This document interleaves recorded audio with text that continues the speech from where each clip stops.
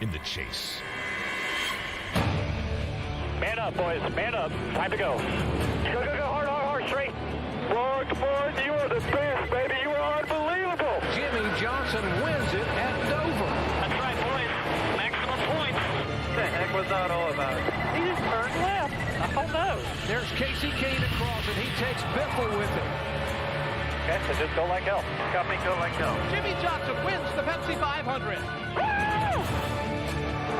Ryan Newman up and over. Mark Martin upside down, barrel roll. Trouble for Jimmie Johnson. Go for it, buddy. Did what we had to do there. Nice job. Yes, yes, yes, yes! Where'd that 5 finish? 5-car finish fourth, but... The 3-time champion gets it done here at Phoenix. Awesome stuff, boys. Awesome stuff. 12 drivers, 10 races, 1 champion. What makes someone the best? Is it the ability to excel at the critical moments again and again? Is it the strength to blowtorch adversity and retool misfortune? Or is it the foresight to take the unknown and know it anyway? True, luck must be factored in. But at this level, luck is an opportunity built by preparation. It takes incredible effort if you're going to hang your name among legends. And it means somebody always has his sights set on you. Yes, there's a long list of things that goes into being the best. But by the end of today, that entire list will be summed up in a single name.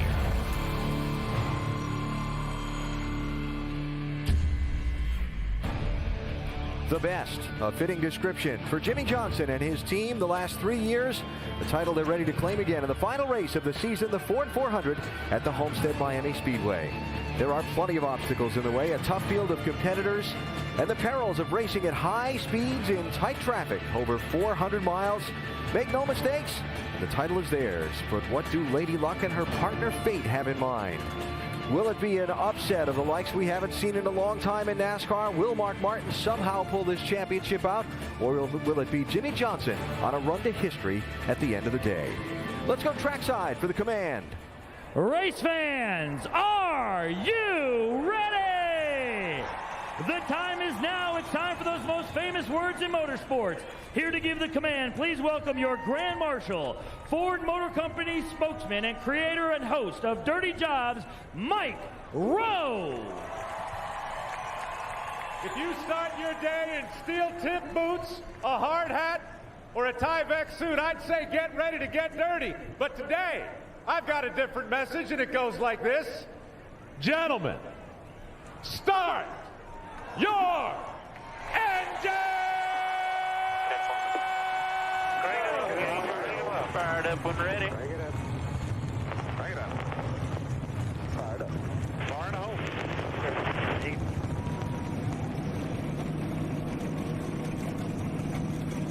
Yes, sir. 1, 2, 3. All right, Curtis, he's on the air. As soon as you. Now that is the way to get a race started. As we get ready to begin the final race of the year, let's go up to the booth to 3 men who have seen a lot of NASCAR history and know all about the ups and downs of Championship Sunday. They've been there and done that. Dale Jarrett, Andy Petrie, and Dr. Jerry Punch. Gentlemen. Thank you very much, Alan. Hello, everyone. Glad to have you folks with us. I want to get my engine started, too, now. Mike Rowe's got me all fired up. Folks, it is just this simple today. No matter what happens in this race, we will make NASCAR history when the checkered flag waves tonight. Either Jimmie Johnson will become the first driver in the 61-year history of NASCAR to win 4 consecutive titles, or we will crown NASCAR's first 50-year-old champion in Mark Martin. Now, guys, break it down for me. How do you see this championship unfolding here tonight? Well, I'm kind of like Jimmie Johnson said earlier. I'm tired of talking about it. I'm ready for it to happen. And far be it from me to tell Jimmie Johnson how to run this race. He knows how to win this championship. But I think that Jimmie's going to lead this first lap. He's going to get those 5 bonus points, buy him a couple of more spots if something should go wrong. This is going to be, though, the longest 3 hours of Jimmie Johnson's life. He has everything right there in front of him, but he can't let his guard down for 1 second. I think we see him be a little bit aggressive at times, but he's just going to do what he has to do. And for Mark Martin, he's going to do what he's done all year long. He's raced with a lot of heart. He's going to go out there and give it all he's got, and he's probably going to have a good shot at winning this race. And if he does, and at the end of the day, he happens to win this championship by whatever reason, you're not going to ever see a happier person in racing. But if he doesn't, he's going to go home a very satisfied person for what he has accomplished this year. You know, aside from the championship chase, there's a lot at stake for a lot of hard luck drivers and teams that have one final chance tonight to make a statement for 2009. Richard Childress Racing is one of those. They put 3 cars in the chase last year, won races. They haven't done any of that this year. They have not won a race or put a car in the chase. So but they have turned the corner in the last few races. We've seen some life over there, and this could be a real turnaround race for them to go into the off season. So their cars were 1 and 2 in happy hour. They'll have a good shot. Yeah, and you know, as much as we talked about Hendrick Motorsports, 1, 2, 3 in the points, there's a 4th guy over there. Oh yeah, he happens to be the sport's most popular driver, Dale Earnhardt Jr. Been showing a lot of promise lately. He would dearly like to finish this year in victory lane. And I got to believe the flagship team for Ford, Roush Fenway, has got to be a little bit disappointed with their performance thus far in 2009. 5 teams, yet they have just 3 wins. Yeah, and of course this is Ford Championship weekend. These guys would like to be in victory lane whenever this day is over. They've won 3 races this year, but the 2 guys that won their 11 races last year, Greg Biffle and Carl Edwards, have yet to go to victory lane. They would like to change that here today. Well, let's see if Carl Edwards can indeed change it tonight. His last win came here a year ago. Carl is our in-race reporter and starts 24th in his Aflac Ford. Let's visit with him. Hey, Carl, Dale Jarrett, the ESPN. You have a copy? I got you, Dale. Hey, man, thanks for talking with us. Let's get right to the mailbag. And Riley from Tallahassee, Florida asked, you won the Cup race at Homestead last year, and Roush Fenway runs really well there. Can you explain the magic that the Roush cars have at Homestead? I don't know. I hope the magic's still there, though. That's a good question. You know, yesterday we had a great run in the Ortho Fusion. This Aflac Ford Fusion's pretty good, and you know, I just love this racetrack. You know, we have a blast here sliding around. It's real slippery. You can race anywhere, and you know, hopefully it works the same way it's been working past history. Yeah, Carl, speaking of last night, we saw you have a great run there, a chance at winning that race. And we saw the racing get very exciting as the sun went down last night. Does the track get that much more grip, and can we expect some of that tonight? Yeah, I hope so. You know, there was one point last night where I was racing with Burton and, you know, and Joey and Kyle, and man, we were having an amazing battle. And I think you're going to see a lot of that tonight, and that just comes from that track being so wide, and the banking here is, you know, perfect for that kind of racing. Okay, Carl, we appreciate you talking with us as always. Have a great day. We'll talk to you later on. Now Andy's going to talk to your crew chief, Bob Osborne. Good luck, guys. Hello, Bob Osborne. Andy Petrie in the booth. You got us? Yeah, I got you, Andy. Pretty low, but I got you. Okay, Bob, we've seen before what Carl Edwards is willing to do to win a race. We saw it at Kansas last year, and we saw it last night. I mean, he was rolling the dice to try to get a win. What are you willing to do down on the pit box to get a win here in this last race?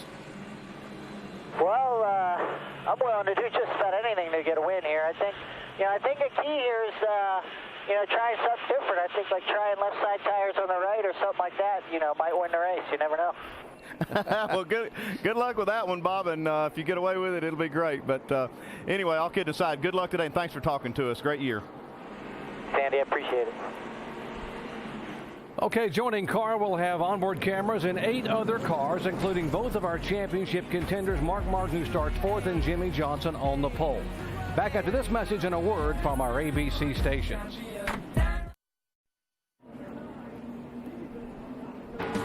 Here at Homestead Miami Speedway, the cars have rolled off, and we are just moments away from the start of the Ford 400 NASCAR Sprint Cup Series season finale. This broadcast is available in Spanish by activating your SAP button presented by ESPN Deportes. As today's starting grid's being revealed to you across the top of your screen, let's revisit some of the key storylines we'll be following today. Here's Dave. And Doc, even the numbers could be on Jimmie Johnson's side today. If he clinches his 4th trophy by winning his 8th race of the season, it will be his 48th career victory. Vince Welch? Well, if Mark Martin is to achieve victory today and challenge for this championship, his team needs to have a perfect day in the pits, earn some positions on pit lane, and maybe at the end of the day, he'll be in victory lane. Doc? Thank you, guys. 43 drivers have visions of victory. 2 of those are chasing history. The points leader has never won the season finale. And the last 2 years, a driver starting 4th has won the race today. That would be Mark Martin starting outside of row 2. Folks, it is time to make history here in Homestead, so buckle up as we turn them loose for the final time in 2009.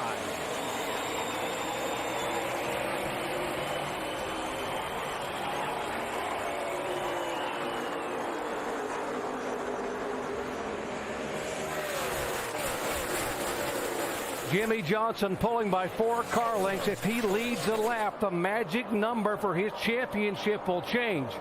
Mark Martin trying to get there. Yeah, Mark Martin really tried to get there. He got a big start there, spun his tires, and trying to get up there to keep Jimmie Johnson from leading this lap, but he's not going to be able to do it. Jimmy's going to get those 5 points. Jimmy comes down and leads getting those 5 points, and now he only has to finish 27th or better to be the champion. Yeah, and that may sound easy, but these guys aren't geared up to finish 27th. They don't know how to do that. This is what they know how to do, is lead these races. But, man, we have some racing going on. Look back here. 2, 3, sometimes 4 wide already. 33 car. You see Clint Boyer up on the high side. His teammate in front of him, Kevin Harvick, 29 car. And there's Ryan Newman looking for his first win in 2009. And right behind them, I saw Tony Stewart working the top of the racetrack right off the bat. That's unusual to see him doing that. He's usually right on the bottom. We heard Rusty Wallace talk about it. They're down in turn 1 and 2 right now. There's a little more grip there. It's already getting some shade on that part of the track. But as they head down the back straightaway and go into 3, that's what gets the most sun, the slickest part of the racetrack. Again, a reminder, it is a 400-mile, 267-lap race, and the final third of this race will be run in darkness.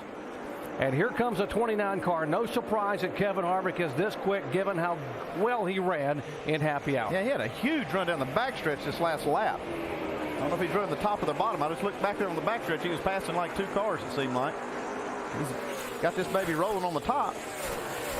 Yeah, that's what you'll see. These guys that on the top, keeping that momentum, really looks like they have a lot more horsepower when they get to the straightaway. Shannon? Been a very uneventful weekend for this 29 car this weekend. Crew chief told me it's been pretty good, but Kevin Harvick mentally has been in a great mood. And guys, that is 90% of the battle out there on the racetrack. He won the Truck Series championship this weekend, and he has a great car here today. Same car that he finished 5th with at Texas. That was a 1.5 mile track, just like this one. Yeah, when Harvick's happy, he's hard to beat. Early laps here, 4 laps complete. Jimmie Johnson now has led all 4. Marcos Ambrose, the impressive sophomore season driver, in 2nd spot, and now Mark Martin is 3rd.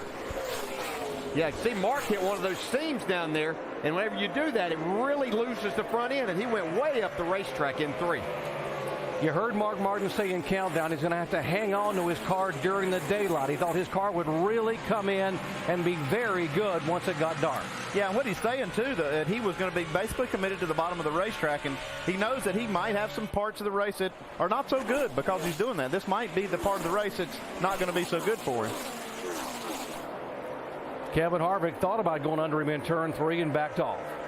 Yeah, and I saw Jimmie Johnson just in front of this for the first time take a lot higher line through turns 3 and 4.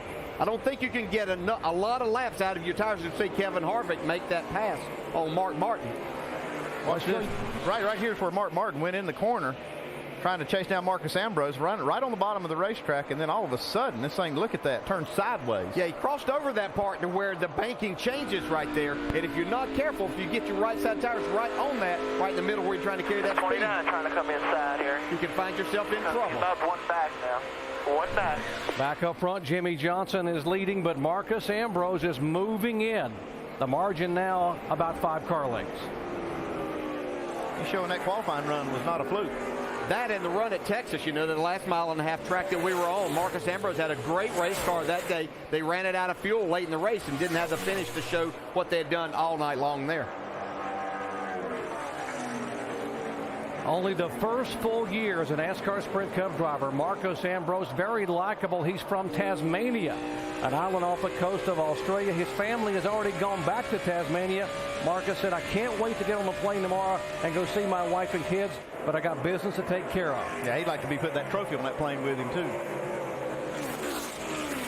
The car that qualified. 82 cars falling back. A couple of guys falling back. The 82 car, top of your screen there. That is Scott Speed, who qualified 2nd, and he will possibly lose a couple more positions. Yeah, and here comes a guy that we've been talking about, Marcos Ambrose, for the lead right here on the bottom of the racetrack now. I think he's going to have a hard time completing that pass down there on the bottom. We'll see as he gets this run. Can't quite get it done as Jimmy holds him off. Talked about Tony Stewart moving up to the high side. He's using the high lane now to go by the 5 car of Mark Martin for position. He did it right off the start, too. He didn't even try the bottom. Here comes Ambrose now working the top side of Jimmy Johnson. Yeah, he's going to take that lead right now. That's what I thought he would try to do the first time, but I think Jimmy kind of fooled him when he went high into 3 and opened the bottom the last time. But we're going to have a new leader at the line this time. Marcus Ambrose, very deliberate and very, very careful. That's awesome.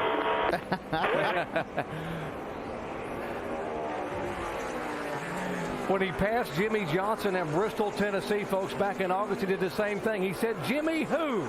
as he went by. And now Marcus Ambrose, one of the most colorful characters in the garage area, is our leader here at Homestead.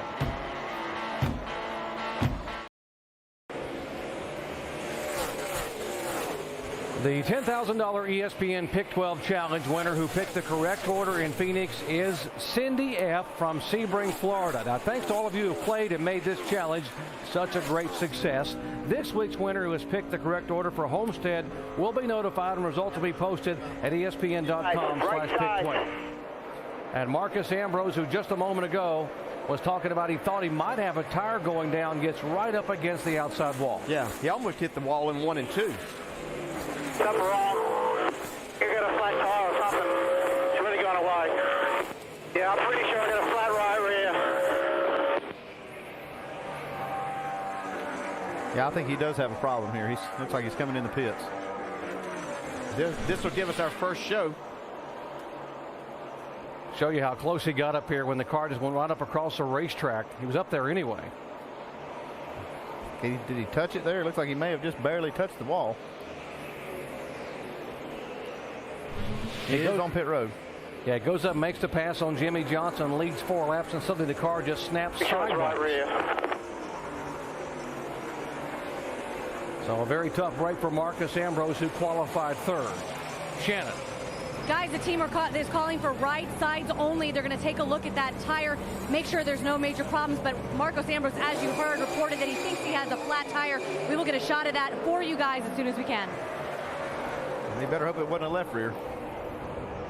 And he will lose a lap. There comes Jimmy Johnson by him. The good news is they do have the free pass here under a caution flag. And right now, all the other cars are still on the lead lap. And that's why I would have thought, Andy, maybe about 4 tires. You're going to lose a lap anyway, so why not get the 4 tires on and make sure? And every time in that situation, I'm going to put 4 tires on just for that reason. You just don't know.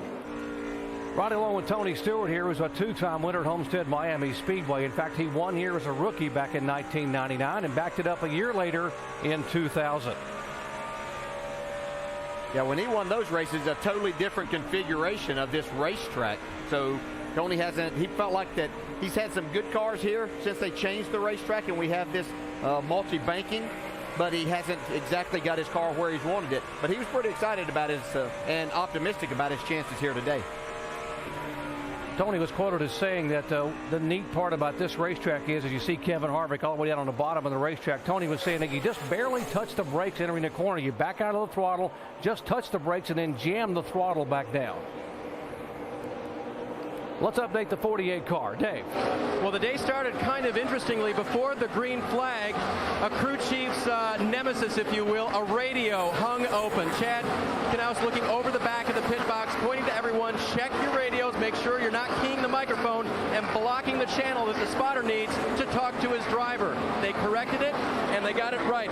They were telling Jimmy early after that, get up high early. It looks like the grip's coming in a little bit better. The driver reporting the car's a little bit tight in the center, a little bit free off the corner right now. That is so aggravating when you have a radio keyed open like that, especially in the situation that this team's in. They don't want problems like that. So good they got it fixed early. Tony Stewart now starting to ease in on Kevin Harvick, and Harvick has changed his line. Whoa, Stewart a little bit sideways coming up off the corner, but now Harvick has moved up in the middle of the racetrack. Yeah, you see a lot of drivers searching around now on the racetrack. I saw Mark Martin has been running the bottom pretty well exclusively, but we have seen him actually experiment some. Yeah, and I just think if you stay committed to that bottom too long, we see Tony get another run on Harvick for that second spot. that you're going to wear the tires a little bit more than what you want to. See Harvick just pull over and let Tony go as he's called him here early.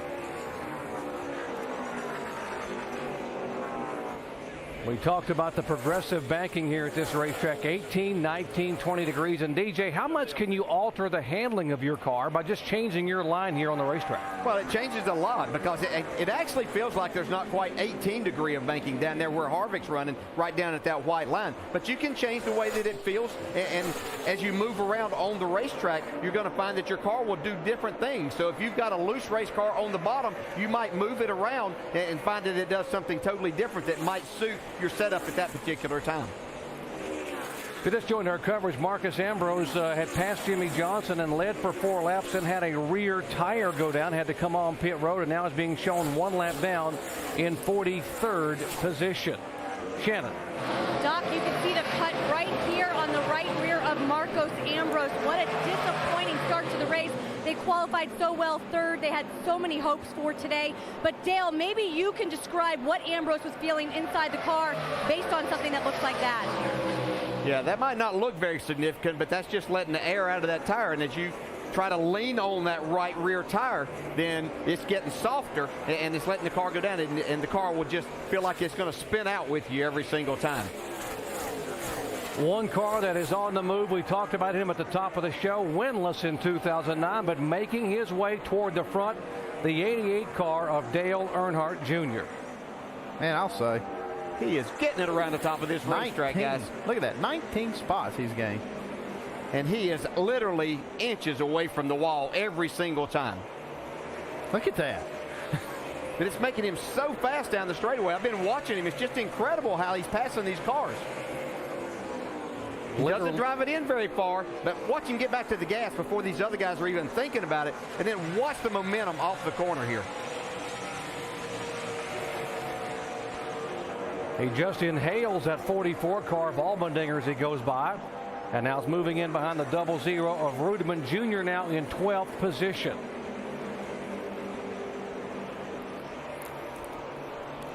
Well, the man who's chasing history here, trying to win his 4th consecutive championship, Jimmie Johnson, won the pole on Friday, was very good in happy hour on Saturday, and right now he is being shown as our leader here. He has led twice for 21 laps.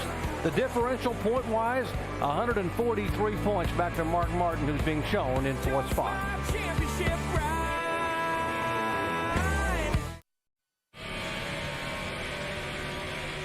Carl Edwards, Greg Biffle, and Matt Kenseth are driving Fords, and you could be too. Go to I'mDriving1.com to hear what the stars of Ford Racing have to say and register to win your own 2010 Ford Taurus.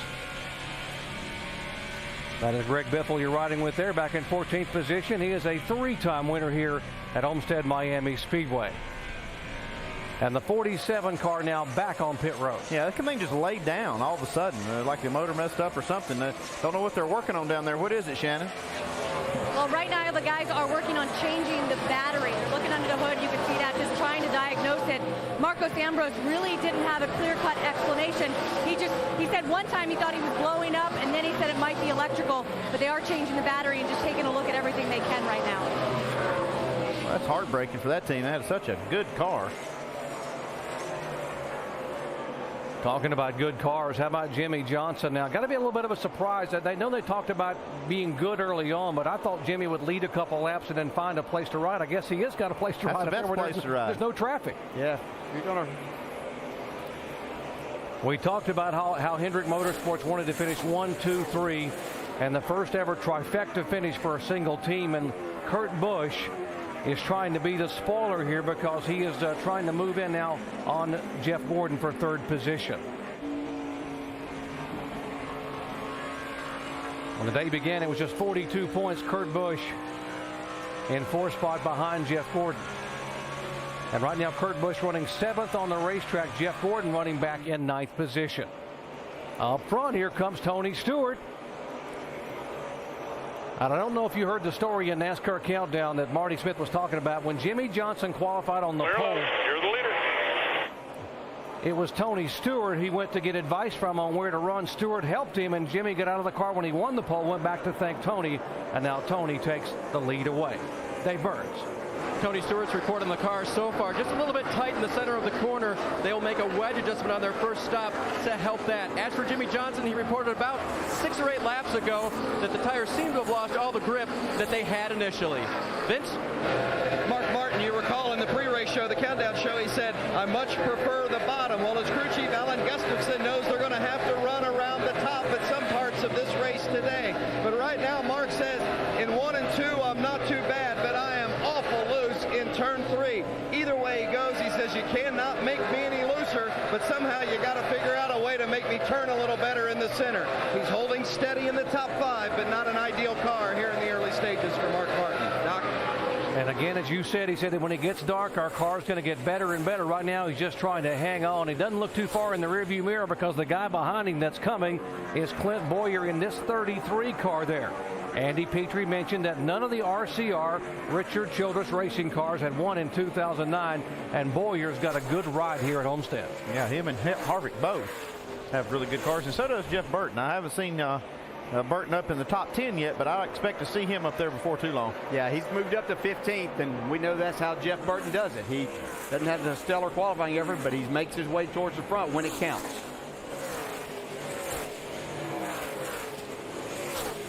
Talked about Burton's performance last week at Phoenix. He came from 36th starting spot to finish second and was driving the car sideways. Another brand new race car and another car that's really hooked up to the racetrack here for him. Yeah, I talked to him last night after the Nationwide race. He had such a good car, really had a winning car if the circumstances had worked out for him. And just talk about how just all the cars, everything, Nationwide Series and Cup cars over at Richard Childress Racing are running better. Hey, watch these guys battle. Let you know that Dale Jr. has moved just into the top 10 now. He scraped the wall a minute ago, but it hadn't slowed him down. Well, it was just a matter of time before that was going to happen because he was only an inch away from it from the start. There's Juan Pablo Montoya in the 42 car. You have no idea how loose this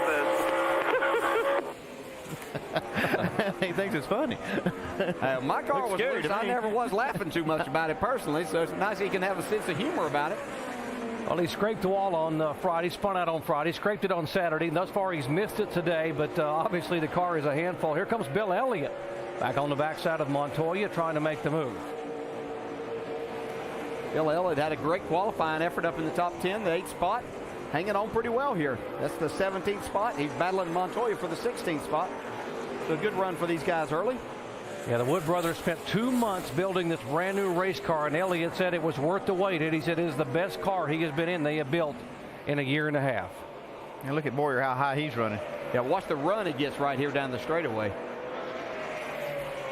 Looks like he'll probably be able to clear him this next corner. Probably so. Although the turn 1 and 2, you can still get a good run down the bottom, but I think Mark's going to give him that spot right now. Or Clint's going to take it whether Mark wanted to give it to him or not. Clint Bowyer, 4 top 10 finishes the last 6 starts, including a 7th last week at Phoenix. Well, the guy they're chasing in the points right now and the guy they're chasing on the racetrack is one and the same. It is Jimmie Johnson, or pardon me, there is the 14 car of Tony Stewart, and who has gone by Jimmie Johnson, who is in second position. Stewart's now opened up a 9/10 of a second lead over Johnson. 39 laps in the books. Back after this message and a word from our ABC stations.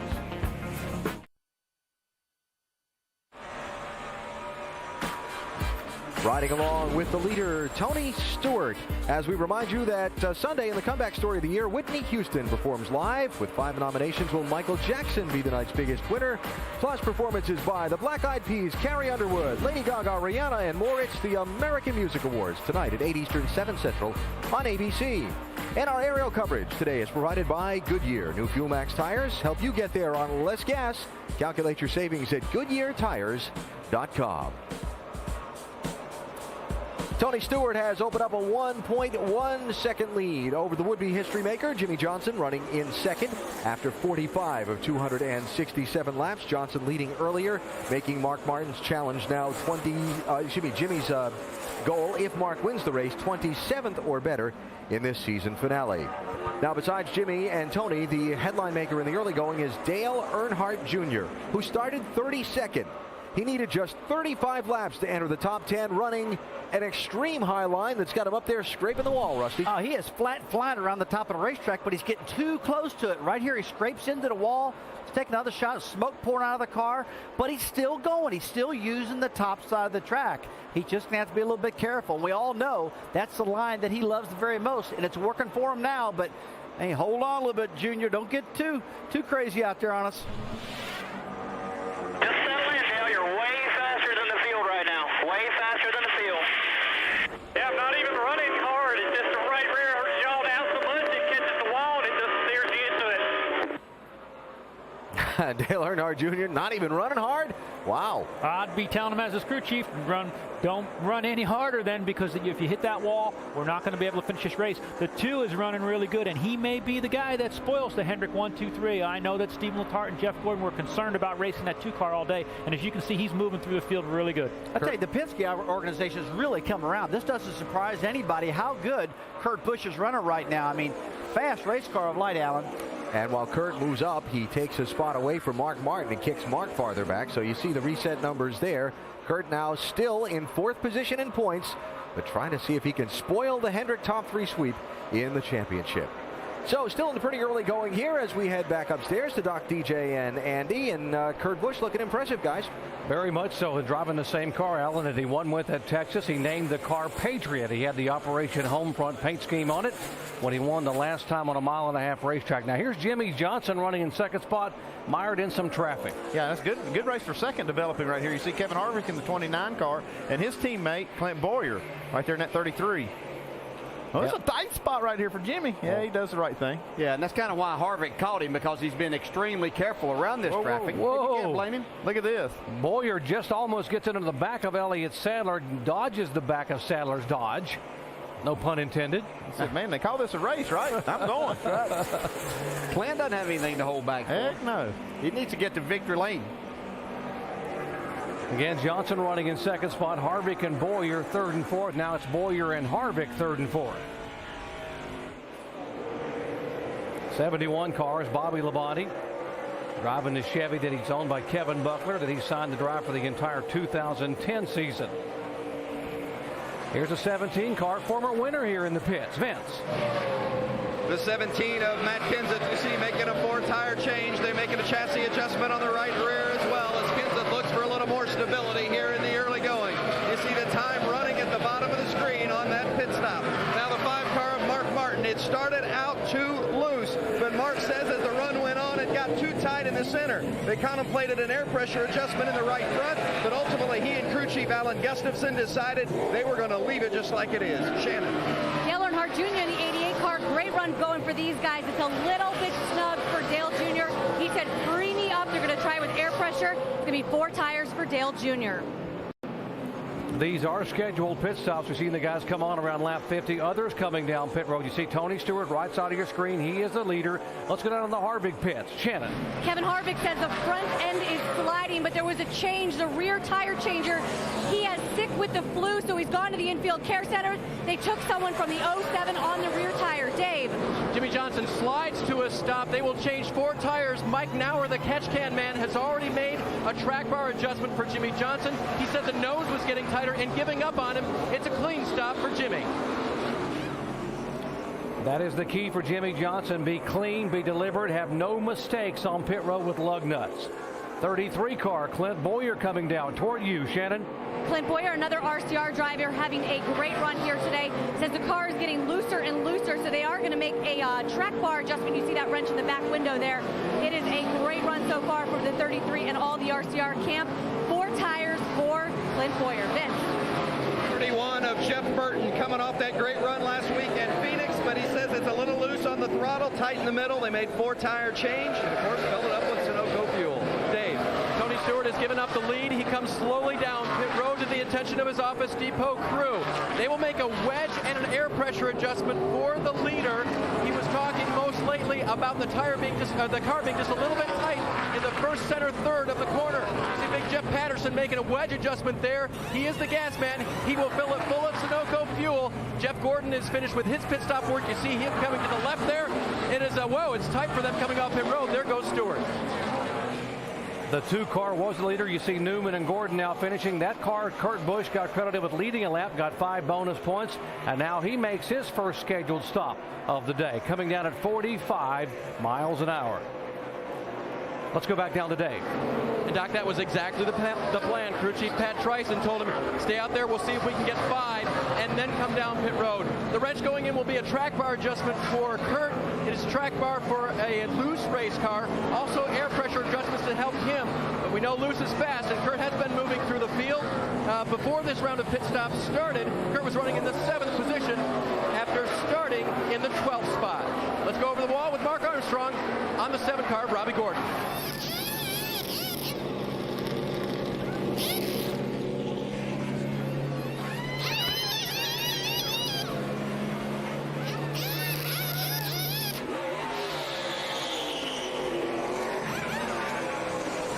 We were trying to count those lug nuts for Hollywood Armstrong, who's the rear tire changer there on Robbie Gordon, who just got back from running the Baja 1000 where he had a top 5 finish. Okay, this is the race for the lead right here. Clint Bowyer had a 12.6 second four-tire stop right there, and that's what's got him in contention for the lead.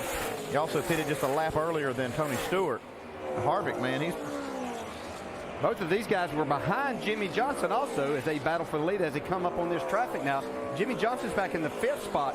I saw as he came into the pits and even down pit road, he was extremely cautious, which is exactly what he should be doing at this point in time. He doesn't want a penalty, but I think that is showing up just what their thinking is now. Yeah, I think that's part of the plan for Jimmy. I think the pit crew also very methodical.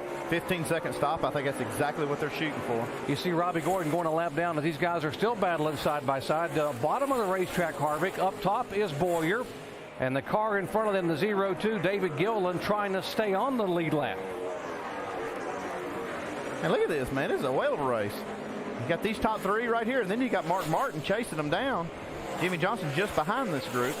Tony Stewart, who had been leading, now trying to decide, where do I go? Do I go between them when one goes high and one goes low?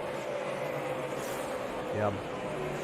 Now, Mark Martin being shown in 4th position. Jimmie Johnson back in 5th. That means that Mark Martin would gain something. Of course, now Jimmie Johnson has led a lap.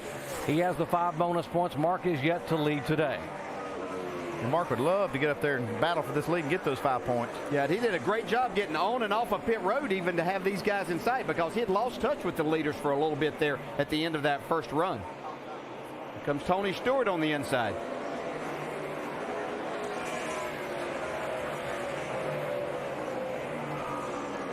Tony able to get down on the bottom of the racetrack and run that middle groove and try to take the spot away from Clint Bowyer. Stewart had led 20 consecutive laps prior to that first scheduled pit stop when they came in on lap 52.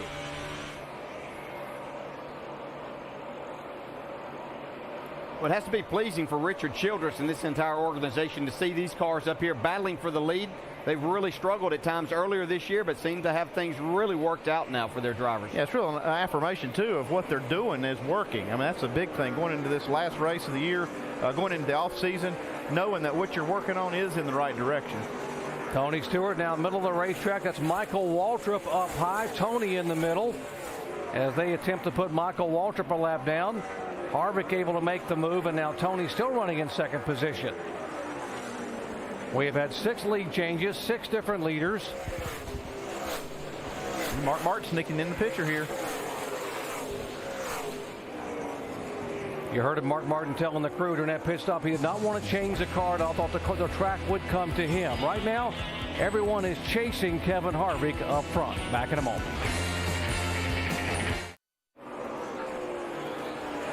Lap 64 here at Homestead Miami Speedway, and the 2 championship contenders battling on the racetrack. Mark Martin in the 5 car being shown 4th. Jimmie Johnson is 5th and trying to make the pass to go back by Mark Martin.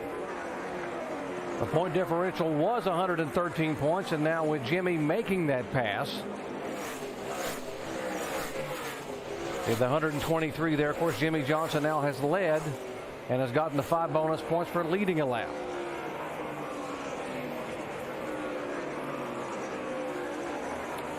Moments ago, we had a lead change. Kevin Harvick was being shown as the leader, but Tony Stewart now has driven his Chevy back by. See Tony working the top side of the racetrack, gets a good run down the back straightaway.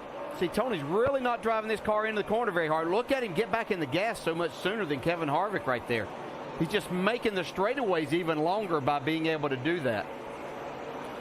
Tony, one of the surprise stories of 2009, becoming a car owner, Stewart-Haas Racing, and putting both of his cars in the postseason chase for the NASCAR Sprint Cup. What an incredible job this team and organization has done in doing that in their first year.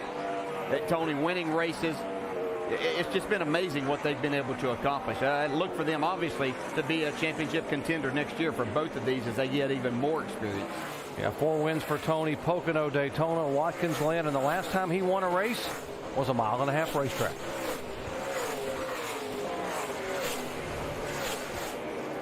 Let's update the 48 car. Dave. Good pit stop for them. Jimmy said, I definitely got the grip back that I was looking for. He said I had a funny brief vibration, like maybe it was a wheel weight, but he has not talked off the wheel, that is, but he has not talked about that since. And as far as the line he was running, he's trying to go as high as he can. Chad Knaus told us this morning that he would either need to run extremely low or extremely high. Jimmy's been sort of in the middle high up to this point. Vince? Well, the 5 car of Mark Martin, second in points, currently running 5th. This is the car that this team won with at Darlington in May and Chicago in July. They're trying a handful of different things with the setup this time around, looking for a little extra speed. Mark Martin, and we talked about this, guys, that once this track starts to cool, it'll start giving a little bit more grip. Mark came on the radio just a little while ago and he said, I feel like we're going to be better later on, but right now I just need to turn it better in the center. So he likes the car maybe for the distance that we're going to go tonight, but it's still a little bit of a handful, especially in the middle of the turn right now, Doc. And as the sun goes down, that car will get better and better and better. Right now, the guy third in points is running in 6th position, the 4-time champion, Jeff Gordon. By the way, this is the only track that Jeff Gordon has never won a race on. And Kurt Busch in the 2 car, well, remember, he's the one who wants to get up there and spoil the Hendrick trifecta, the first 1, 2, 3 finish. And you see the differential there. Kurt Busch running in 10th position has actually lost some points. He was 42 back when the day began. Well, the AT&T fastest pit crew of the year has been decided, and points were accumulated by the team who won each race by fan votes and by an ESPN pick, and it came down to a 1-point difference, and the winner is the 24 team of Jeff Gordon, with Earnhardt Jr., Stewart, and Johnson finishing in that order. Now, on behalf of Jeff Gordon and his team, $20,000 is being donated to the Victory Junction camp. And there is Kyle Petty on the stage for the presentation of the check from AT&T. 70 laps in here, the season finale, the Ford 400 at Homestead Miami Speedway. It is Stewart, Harvick, Bowyer, Johnson, and Martin.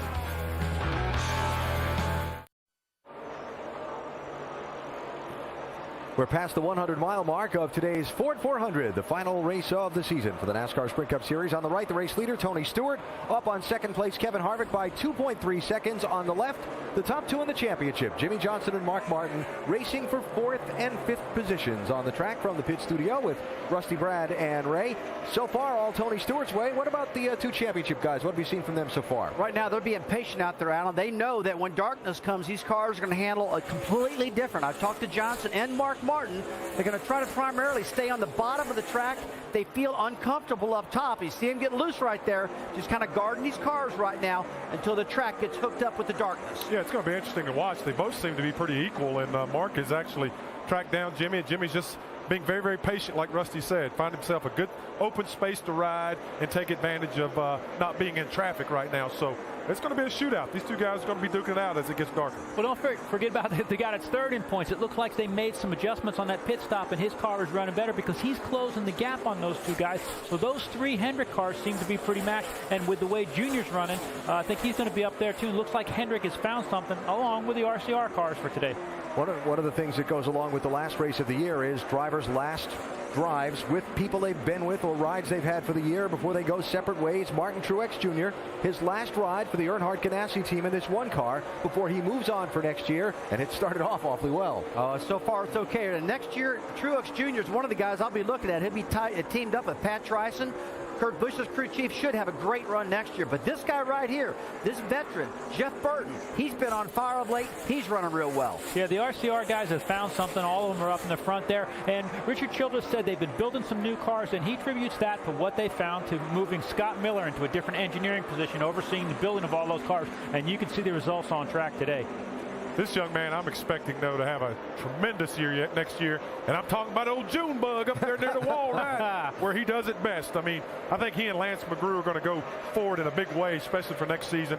They built some good race cars down the last part of the year. It didn't have good finishes to show for it. He's got a good race going today, but I think next year, old Junebug bounces back, baby. Martin Truex working on Jeff Gordon for 6th place. Here's a guy moving on from a group of people that he's been with basically since the start of his career. A lot of the guys at Earnhardt Ganassi Racing were with Dale Earnhardt Incorporated. The man who brought Martin Truex Jr. into his fold and made a Nationwide Series champion out of him and so on. And here he is at his final ride for them, and he would love to find a way to put that car into victory lane tonight as Gordon looks back on him a little bit for that 6th spot. Yeah, he and Kevin Manion have done a great job. Good opportunity to move forward. Caution on the racetrack.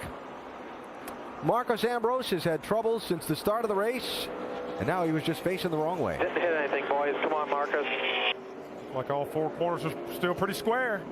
Line it back up and go get it again. Ambrose 14 laps down in the 41st position after spending time on the pit road earlier, having the carburetor changed on that car, a cut tire, then some problems under the hood, and it has been a very tough day for Ambrose after starting in 3rd position and passing Jimmie Johnson for the lead in the early part of this race. Let's see what happened to Marcos. Like he's up there in the high stuff, gets into the marbles up near the wall. I tell you, it's really difficult. As we see, you got to really have a talent for doing that as Junior, and those guys do it. And he just got up there, got loose, turned it sideways, didn't hit anything, but boy, he's having a tough day thus far. Today he was hoping for with that great qualifying run and great starting position. So after 100 miles already, and we just get to the first caution flag of this race. Now, this is one of the key pit stops, guys. These guys need right now to start keeping up with this racetrack, making adjustments, maybe loosening the cars up a little bit, tighten them up, whatever your car needs. But the temperature's changing, Ray. It is changing, Rusty, but you don't want to take too big a swing out of it because the sun is still out. And guys like Mark Martin, Jeff Gordon, Jimmie Johnson, they know this race is going to finish with the lights on, so they're not going to take a big swing at it. They've got a comfortable spot, and they're going to make sure they ride on it without over-adjusting. That signal you saw the NASCAR officials giving to some of the pit crews a minute ago is allowing them the extra man to go over the wall to clean the windshield for the drivers. So here they come to the pit road for stops. These will be at lap 82, Vince. That's right, and Mark Martin, the only issue he's having with the car right now, he just doesn't feel like it's got the grip. Turned a little better in the center that time. They're going to put around a wedge in the right rear. It's interesting and important that he's got a clean entry to his pit box and a clean exit. That makes a difference. Shannon? Loose into the turns is what Kevin Harvick is saying. They're going to put some wedge in the left rear, and they're going to make 4 tires on the 29. Dave? Entry and exit of the corner is okay for Tony Stewart. It's the center that's tight. He'll get a wedge and air pressure adjustment. Jimmie Johnson will get a wedge adjustment for his race car and an air pressure adjustment. He said, I can make it turn with the back end of the car, but I'd rather have it roll through the center. Tony Stewart's going to win the race off pit road.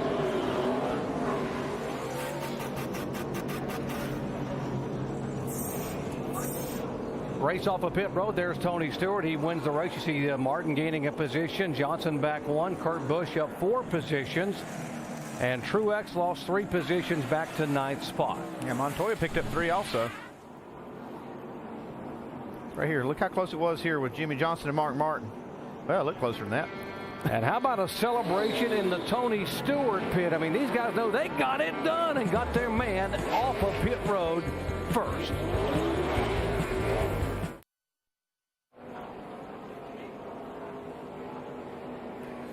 Under caution for the first time today, the Ford Taurus pace car leads the field around here. 84 laps of 267 are in the books in the season finale. The Aaron's Lucky Dog free pass goes to the 82 car. He was the first car a lap down, and Scott Speed able to get back on the lead lap, now giving us 31 cars that are now on the lead lap. Let's compare some pit stops. We talk about some of these guys being conservative, particularly Jimmie Johnson, and is it costing him a little bit in the pits? Yeah, they're just being very methodical about how they're doing this and going about the race. But Mark Martin, on the other hand, his team's pulling out all the stops, and they've made up 5 spots so far. I think one important thing you mentioned there, Doc, 31 cars still in the lead lap. That means a flat tire or anything like that puts Jimmie Johnson outside of that 27th place that he needs to finish right now. And in 3 of the last 4 times we have run the season finale here, we've only had 5 or fewer cars DNF. That's critical because a problem in the last couple of laps for Jimmie Johnson could hand the championship to Mark Martin. Getting set for the restart here. Tony Stewart, double foul restart for the first time at Homestead Miami Speedway history. In the NASCAR Sprint Cup Series, Stewart takes the high line.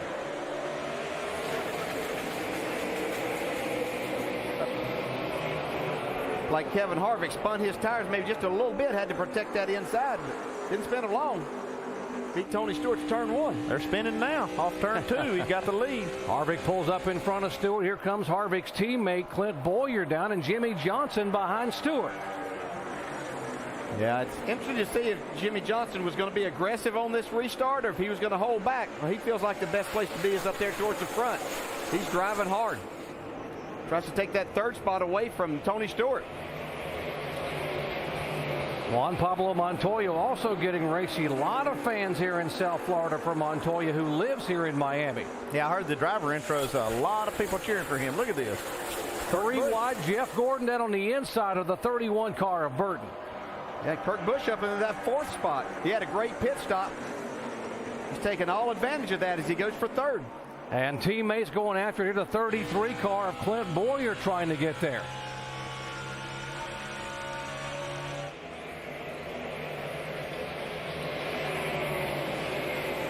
Hey, see Montoya making the move on Stewart. Wasn't Stewart leading this race on the restart?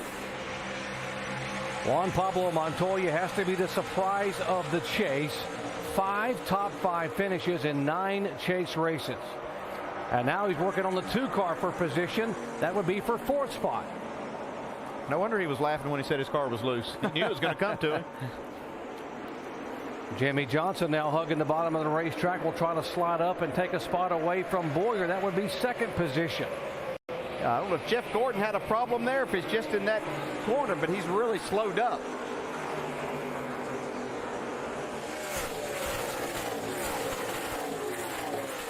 Harvick, your leader, is pulled away by a handful of car lengths, and there's side by side again. Bowyer now coming back on the high side. You see on the left side there, Jeff Gordon, you see him backing off the gas, getting in the corner. He's definitely holding this group up. Don't know whether he's got a problem or just this set of tires is not agreeing with him. The Allmendinger slide up in front of. Take it to flat. Let's come on a pit. We'll get the wave by. Don't wreck the thing. That was Steve Letarte.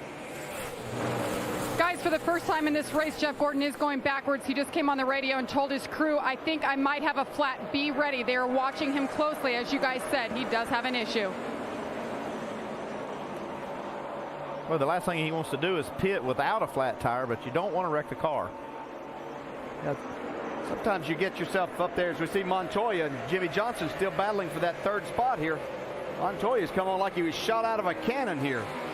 Juan Pablo Montoya knows that I know you want to win a championship, but I want to win a race on an oval. I've only got 1 win in Cup, and that came at Infineon on the road course. Man, I know Jimmy wants to be aggressive, but this is not a guy I'd be messing with this part of the race. Let's update Montoya. Shannon. The team is also keeping their eye on Tony Stewart in the 14 car. They want to finish in the top 5, mainly because, guys, there's a bonus for the guys back at the shop if they do finish in the top 5, and the team really wants to be rewarded for this season. But Juan Pablo Montoya, a little under the weather this weekend, despite being home and having so many family and friends here. He actually received an IV last night. But you know what they say? Sometimes we see drivers actually have better races when they're not feeling good. Indeed, Shannon, you sort of find something extra when you're not feeling that well, and just make it happen as now Montoya goes sailing by the 33 car of Bowyer for 2nd position. Yeah, look, right behind Bowyer's Jeff Burton. That gives Richard Childress Racing 3 of the top 4 spots right now. Jeff Burton was the fastest car in happy hour in final practice here on Saturday. He qualified poorly back in 26th position, which is sort of typical for Jeff Burton, but he doesn't stay there very long. I'll say poorly. He might not think that's true. Poorly on there. Jimmy get loose off turn 2. Yeah, the 48 car getting a little sideways. Everybody getting racing. Now Burton goes down and will take that spot away from Bowyer, 3rd position. See another car there, the 11 car, Denny Hamlin. He had a qualifying effort that put him way back too. Now he's made his way up into the top 10 already, up into the 8th spot. Yeah, Hamlin started back in 38th position. I can't remember a mile and a half that we've seen race this good lately. It's a great race. It's all over the place here. I mean, it just, there's so many grooves here, and you get your car hooked up, man, just makes it great. A lot of fun for the drivers. You mentioned they changed this configuration entering the 2003 season here to add the progressive banking, and it's really changed the racing here. It has, and the drivers all like it, but I think the biggest thing is it has changed the racing. We didn't see this much passing in an entire 400-mile event when the track was a lot flatter than this. And give a call to Goodyear, by the way. They brought a new left side tire here, that not one they run last year, the one they ran at Texas, Andy, that added a lot of grip for these cars. Yeah, they brought a better left side tire. It has a little more grip, a little softer left side, and that's really, I think, enhanced this racing we're seeing. I think that's a big reason for it. I can tell you, Jimmie Johnson, we look here, Tony Stewart to the outside, Denny Hamlin to the inside. That's not a position he wants to put himself in. That's 4th, 5th, 6th, 7th, and 8th on your screen. And Jimmie Johnson right there in the eye of the storm behind the 2 car and right in front of Tony Stewart. Again, if you just joined our coverage, Jimmie Johnson did lead early, so he's gotten the bonus point for leading a lap. He only has to finish 27th or better to win the championship. See the run there that you get up high as Tony Stewart really makes that run down the back straightaway to take that spot away from Jimmie Johnson.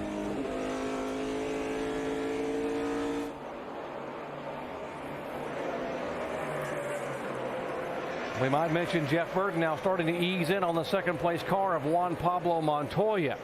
Yeah, he's been beside Montoya a couple of times now on this bottom of the racetrack, but Montoya's using that high side to power by on the straightaways. Right side of your screen, you see Jimmie Johnson there running. That is 6th and 7th, Bowyer and Johnson. Now these two racing for second are actually catching Kevin Harvick, who's got clear racetrack around him, no traffic at all. They're actually racing each other and running faster lap times. We were talking about Jeff Gordon earlier, too, as we watched these battles, but apparently he has no tire issue. It's just a matter of his car was extremely loose or something on that restart. He's fallen back to 15th, but he is running some pretty competitive times right now. 31 car just can't quite get it to stick coming up off the corner. And watch Jimmie Johnson now will try to go in on the inside and make this pass. Johnson being aggressive here in the first 100 laps. Well, that's what he does best, is be aggressive. We talk about Mr. Aggression so far, the 88 car Dale Earnhardt Jr., who had brushed the wall in the first 30 laps and actually got up against the wall just a few laps ago. But still has a fast race car. You may not be able to see the number, but he's still coming. Guys, I'm watching outside right now. The sun's starting to really set here. I don't see any sunshine on this track at all. And Junior's car was really good earlier, but now this track is starting to get hooked up a little bit better. Different people running up front now, and I really think that's the reason Junior's complained about a tight race car now from what he had when he started. Yeah, another reason he might be complaining about a tight race car is he's been banging that wall. That can't be a helpful situation. Yeah. As we look here, this is where he got into the wall again. And you're going to take a chance. You're just not doing much damage to these cars, though. But one thing that got him probably a tighter race car is they had a 16-second pit stop that got him back in traffic after that restart. He gets passed again there by Greg Biffle, and Rusty makes a comment, and Ray Evernham also said in Countdown, a very temperature-sensitive racetrack. It doesn't take much for this track to totally change. Doesn't take much, and these crew chiefs are going to have to really be thinking what they're going to do to try to keep up with this. As Ray said just a little bit ago, you don't want to make a huge swing at it, but you're going to have to make adjustments probably for the next 3 pit stops before you're going to get a track that's going to be pretty much the same the rest of the night then. And here's the 18 car who was crowned the NASCAR Nationwide Series champion, Kyle Busch, trying to work his way toward the top 10. 34 cars hit the wall pretty hard. That'll bring out caution for the second time today.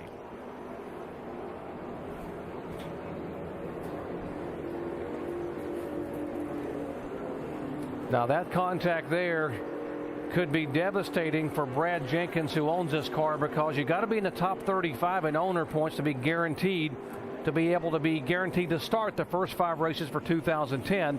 And this car right here was sitting on the bubble 35th in owner points. And he's got a lot of damage. You see now he's getting more. That tire right front explodes now, makes a big mess. But he had a good cushion on that 35th coming in here, so it's going to take Scott Speed's team. That's the only one that can pass him. They'll have to have a stellar race today to take advantage of this. He was still on the lead lap at that time, but that's why he was trying to stay out there that time, as you see the tire come apart and blow the right front fender off this thing. This is a big break for Jeff Gordon also. He was really struggling that run. Get a reset, get some more tires. See debris all over the racetrack, and there's just pieces of debris off of that tire.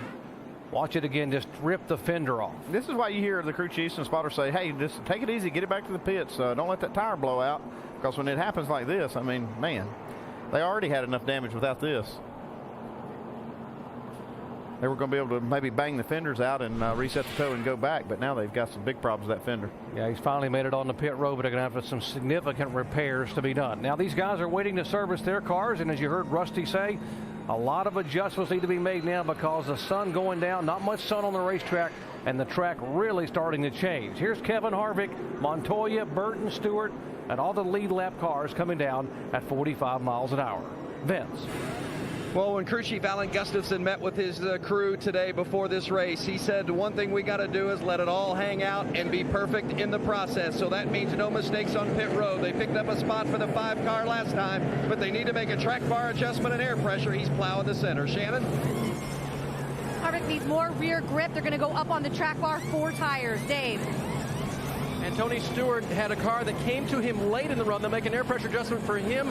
Jimmy Johnson's car was a little bit snug in the center of the corner. Air pressure adjustment as well. He had to come around Kurt Busch, who was already on pit road and lost a little bit of grip in that right rear. Kurt having a good stop, but Kevin Harvick is going to be the winner on this round of pit stops. Very close between the 31 and the 14, and Burton will get it by just inches over Tony Stewart. Yeah, we heard Bob Osborne say he would do whatever it took to win this race. Took 2 tires right there, gained 17 spots. Well, the race-off was very close, and the drivers know, but you got to be really careful, I guess, DJ, and resist the urge not to speed. Yeah, you have to really be careful there because these lines are in different places, and you have to be extremely careful. Under caution for the second time today. Back in a moment.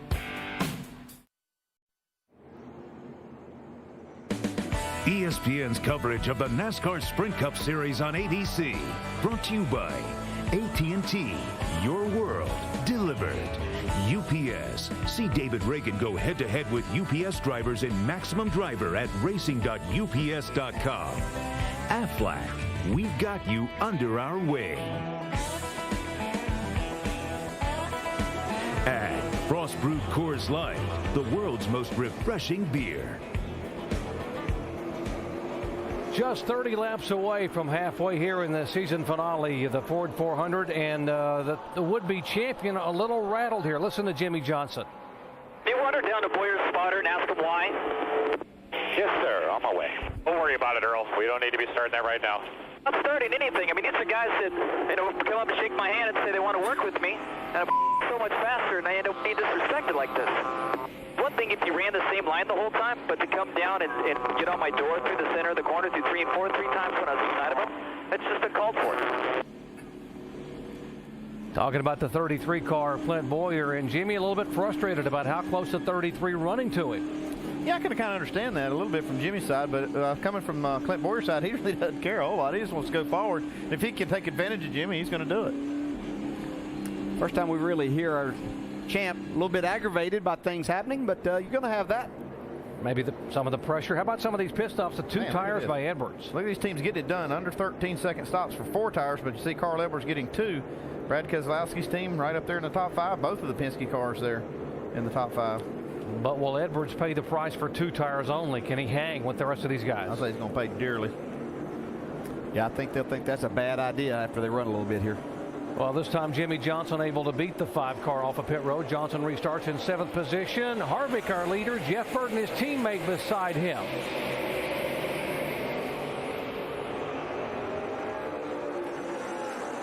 Tony Stewart, 2nd spot, side by side. Hamlin and Burton for 3rd position.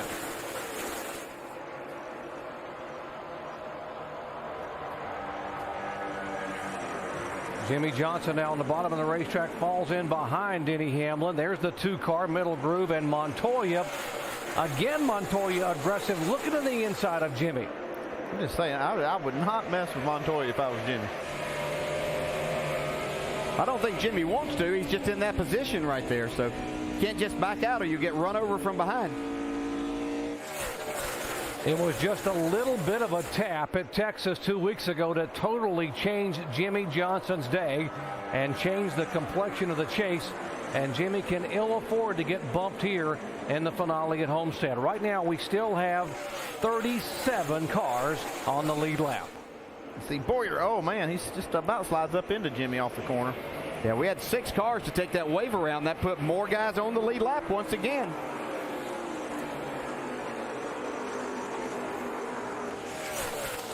Again, Jimmy Johnson, right now 135-point lead over the 5 car of Mark Martin. You see Jeff Gordon and Kurt Busch. Look at the margin between Gordon and Busch there.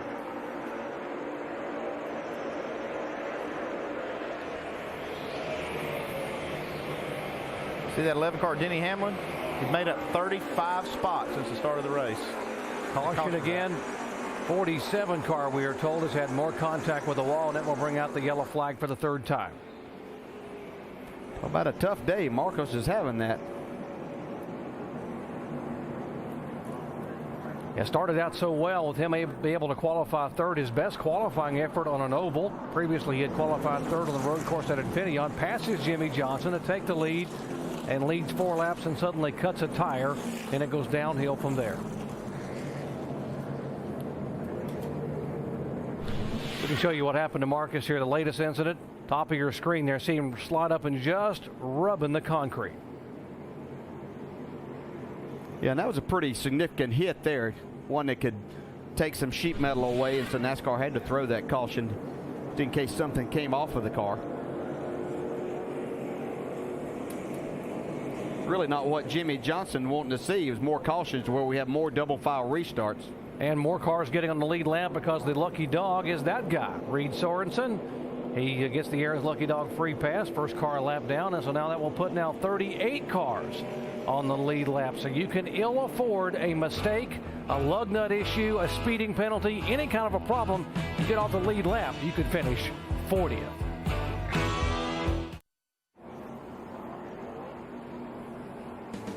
Welcome back to Homestead Miami Speedway. Under caution for the 3rd time today, and 18 cars have been on pit road, including the 99 car of Carl Edwards, the Ford 400 here under caution. Let's visit with Carl. Hey, Carl, Dale Jarrett, you have a copy? I got you, Dale. Okay, saw you come back down. Saw you take 2 tires last time. Did that not work too good for your car? No, that was working pretty terribly. So we got fortunate to have the that caution there and get some tires. Looked like a lot of guys came behind us, so now I feel like we're back in the game here. Track starting to change as the sun's going down? I sure hope so, because what's been happening has not been good for us. So we need it to change a little bit, and maybe it will. And I'm pretty certain that it's gonna. I just don't know what it's gonna do. Okay, hopefully you got it better. Good luck, man. Forward. We'll talk to you later, maybe.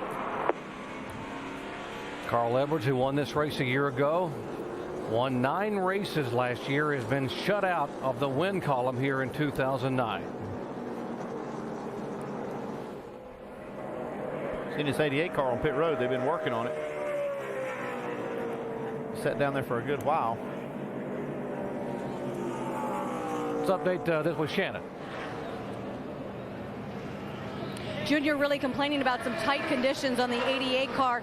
So Lance McGrew believes they may have knocked the toe in or the toe settings off when he hit the wall. So they came down one time, they took some tires, brought him down a second time to check those toe settings to also make a chassis adjustment, trying to get this car fixed up for Dale Jr., who's just really struggling with the 88. Thank you, Shannon. He'll fall back in at the back of the field. And our aerial coverage from high above Homestead, Miami, provided by our good friends at Goodyear. New Fuel Max tires help you get there on less gas. Calculate your savings at GoodyearTires.com. 37 cars on the lead lap. Dale Earnhardt Jr., you saw him pulling in. He is the last car on the lead lap. And the reason so many are there is because of the wave around. Something else NASCAR added with a double file restart. It allows guys to get their lap back, providing they don't come on pit road until the green flag wave. Kevin Harvick and Jeff Burton, teammates side by side, first and second. Yeah, Jeff Burton really spinning the tires. Tony Stewart gets in the back of him right there. Montoya pulls to the high side of Stewart. Now we'll try to challenge Stewart. A lot of valuable time lost. See Tony Stewart now sliding back, driving back by the 48 car. You can see Jimmy, he wants to get clear and get himself in a good position, but these double file restarts got a lot of guys that have an agenda. They want to get to the front. And he's finding himself 2 and 3 wide almost every lap on these restarts. And probably right around the most aggressive driver on the racetrack, that 42 car. Yeah, and another one. Montoya. Another one right behind him there. Kyle Busch is starting to get up in the mix. And they've warned Kevin Harvick on the restart here about you got to maintain your speed coming down to get the green flag.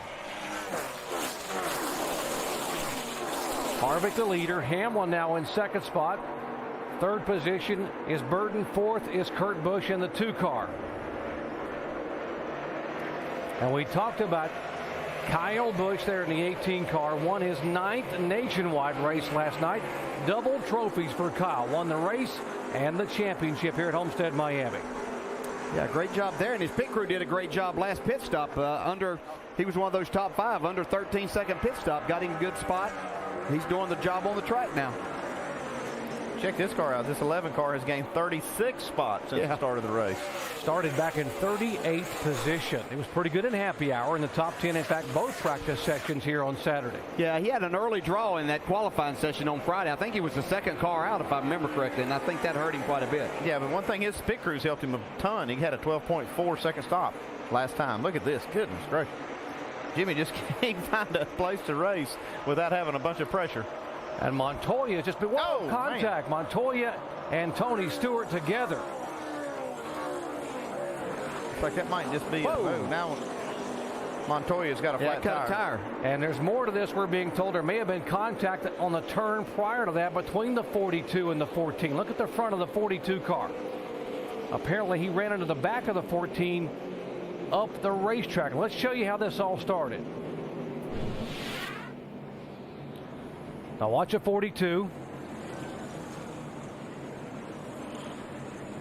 See, Tony pulls right up in front of Montoya there, with Montoya having a little bit of run. Yeah. That's pretty general for a driver to slide up like that. You know, the guy that has the run, you kind of have to understand that he's going to give you a little bit of room.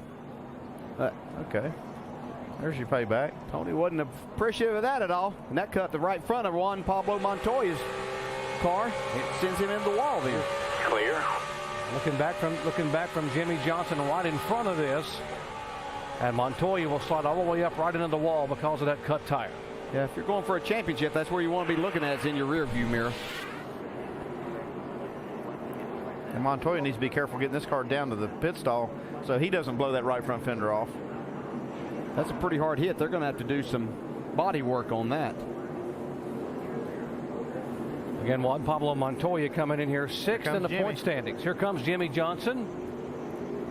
And as they head down pit road, let's go down to Vince Welch.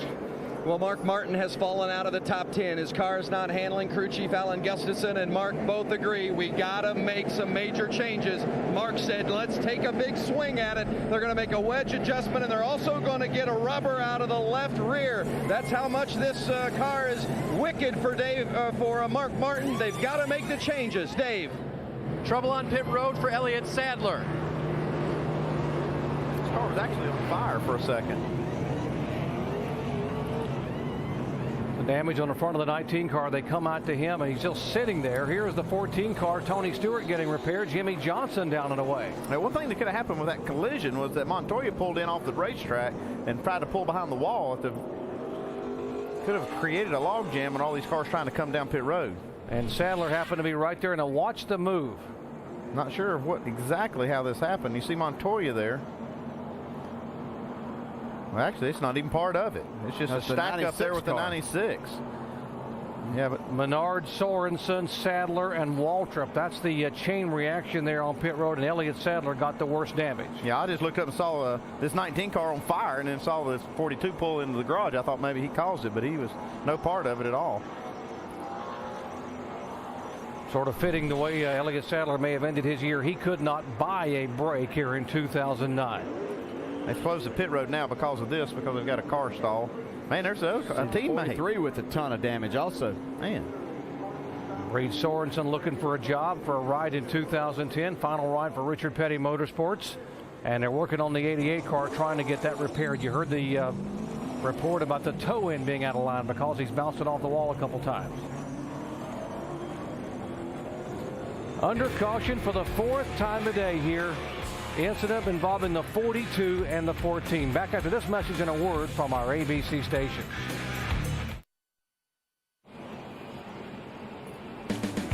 Under caution here, the Ford 400 at Miami Homestead Speedway. Caution for the 4th time today. An incident on the racetrack and in a chain reaction incident on pit road involving Menard, Sorensen, and Sadler. There's the heavily damaged car of Elliott Sadler. Let's show you what happened. Now watch this accident on pit road.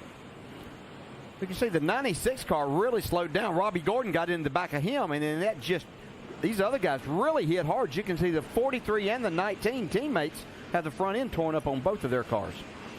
Jamie?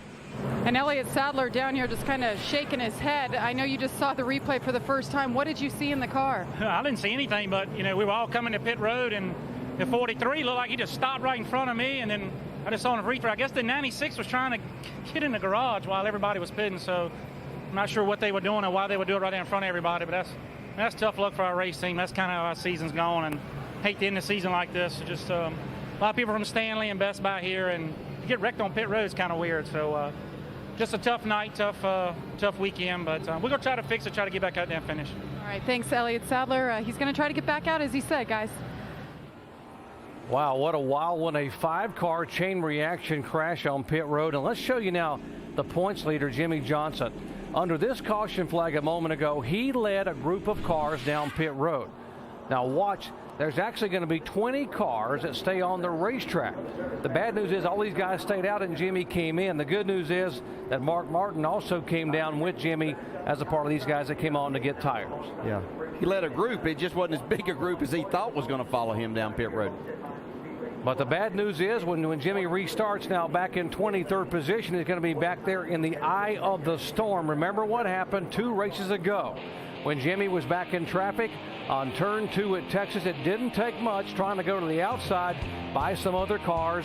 The 00 and 77 get together and Jimmie becomes a victim. Yeah, this is just outside the top 10 Jimmie was running at Texas. He's going to be starting in about 20th on this restart. That slamming of the inside wall produced an over an hour stay in the garage area and a 38th place finish, which cost them 111 points. And here are the championship contenders. Jimmie Johnson right now being shown in 23rd position. Mark Martin in 25th, both chasing history.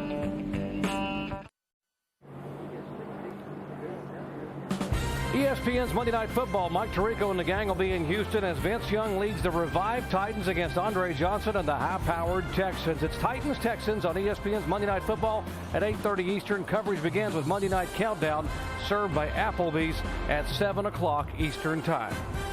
Let's update Tony Stewart's situation. Dave. Well, I went down to check with Darian Grubb, the crew chief, just to make sure that the 14 was okay.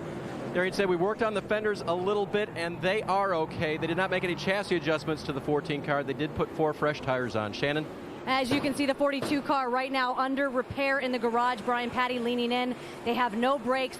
Right side damage. You can totally see it. Guys, it's important for this team to get back out there. The only chaser without a DNF this season, and you can see them working hard. Guys? Montoya didn't want to talk, headed back to the hauler to cool off a little bit here. Pace car is off. Kevin Harvick leads him down. Denny Hamlin trying to get there. And Jeff Burton's going to get something figured out. This is 3 restarts in a row that he's really struggled on.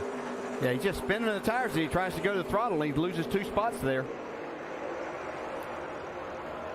Kevin Harvick has led 45 laps today. The 11 car, Denny Hamlin, has yet to lead a lap. These are a lot of guys here that stayed out there that pitted the previous caution, didn't have a lot of laps on their tires. You see they're battling hard. And again, Jimmie Johnson mired back in traffic right now in 26th position, I should say. There's Johnson right there in the middle of this mess. Mark Martin on the inside of him there. Johnson trying to slide up behind McMurray and Martin trying to make the pass. They are 26th and 27th. You can see Jimmie up on that high side. That hasn't been his preference when he's on new tires.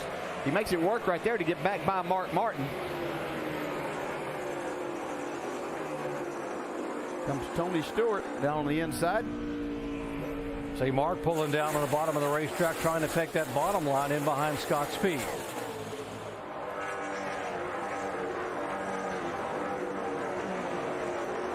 Well, Jimmy really being aggressive. You heard his voice a little bit ago, how frustrated he was about guys running so close to him. He can't like this either, but he has no choice. He's got to get through this traffic.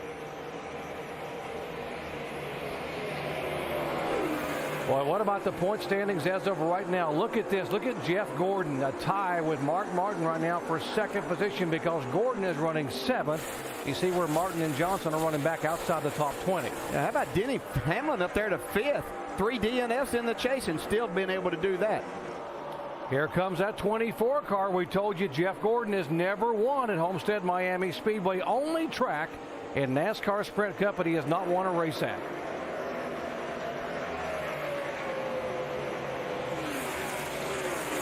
Gordon trying to take the spot away. That's 6th, 7th, and 8th right there on the screen.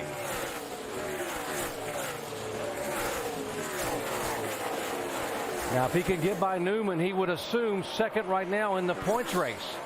He would go by his teammate Mark Martin because Martin mired back in 26th. Yeah, and Jimmy Johnson looking at a 3-wide battle right in front of him. It's going to be a matter of time before Denny Hamlin has the lead, though. He's really working on Harvick.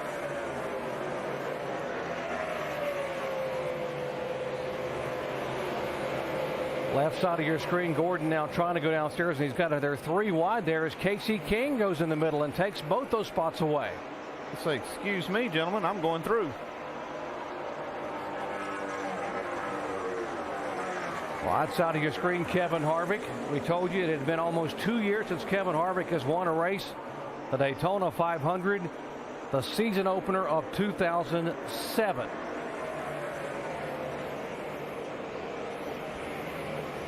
Where is our points leader, Jimmy Johnson? There he comes. 48 car being shown way back outside the top 20 right now in 22nd spot. Dave.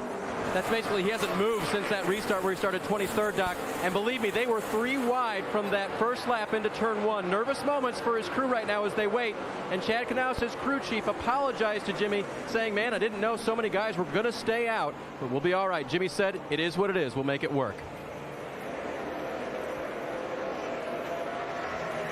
Jimmy makes the call. You make good calls. Sometimes they work for you. Sometimes they don't.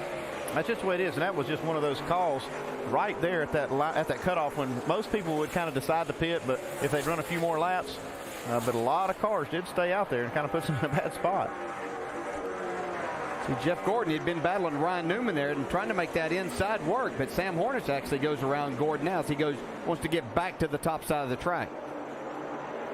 Keep an eye on the 2 car now. Harvick is your leader. Hamlin is second. Kurt Busch is third. Remember that 2 car would like to move up and finish maybe third. And right now he's only 6 points back of the 24 car.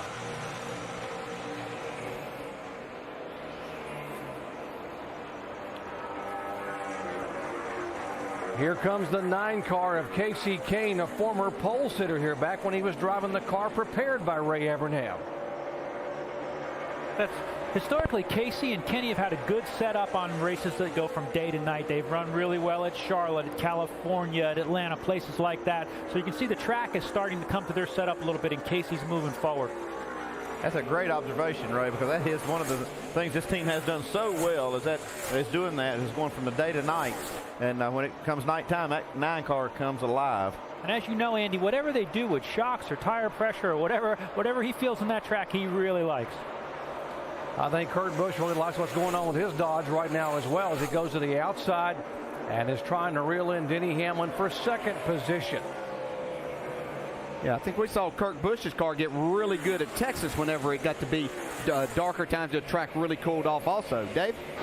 That car's a little bit loose right now for Kurt Busch, but I want to follow up on the story you guys have been talking about all day. That's moving into third in the points. Pat Tryson told me this morning that definitely was a goal. Even though he's moving on, he really wants to help Kurt get to that number 3 position. As Doc has said, it was only 42 points back when the day started. Shannon? Denny Hamlin has not been extremely happy with this car all race. He started off a little bit loose, but it has started to come to him as the track has started to cool down. In fact, they didn't make any changes on that last pit stop. Remember, guys, he qualified 38th for this race today. And speaking with the team this morning, they were not concerned win here, and that's exactly where he is right now. So we are just past the halfway point here at Homestead Miami Speedway, and watch the 2-car. Here comes Kurt Busch in the car he won with at Texas, and just as you said, DJ, it's getting cooler, starting to get dark, and that 2-car getting faster and faster. Yeah, he might be a little bit on the free side, but he's making it work up on that top side right now. All the way to the front. Jimmie Johnson now hugging the bottom of the racetrack, trying to stay away from some of the traffic, but trying to pick them off one by one, being very deliberate and very methodical. As I watched him work this traffic, he's getting a lot of help and a lot of respect from a lot of guys back there, too. He's slid up in front of a couple of guys. You can see him actually get out of the throttle. Brad Keselowski being one of those right there, kind of help him out and get him in that spot. Dave? Hey guys, help me out with strategy a little bit here. They restarted on lap 123. That's about 13 laps ago. How long before there's no flip-flop on the pit strategy? In other words, Jimmy would stay out next time and they would come in and pick up track position, you know what I'm saying? Yeah, somewhere around that lap 10 mark, I would say it'd be so it's already gone. A time to make that decision. No, so it's already gone then, right? Yeah. So he has to pick him off the old-fashioned way, just like he's doing now, Andy. That's it. Do it the old-fashioned way, just drive right by him. 137 laps in, we are past the halfway, and it is the 2-car of Kurt Busch who is the man on a mission right now. Whoop. The 88 car slowing on the racetrack and possible tire going down. 4,400. Flat tire for right Dale rear. Earnhardt Jr. I ran over something over there in turn 3. Yeah, you can see the right rear tire's flat. Now, these guys talk about having bad luck or just so many things happen. They can't have anything much to go their way here recently. And then get it all out of the way here in the end of 2009 and be set to go for 2010.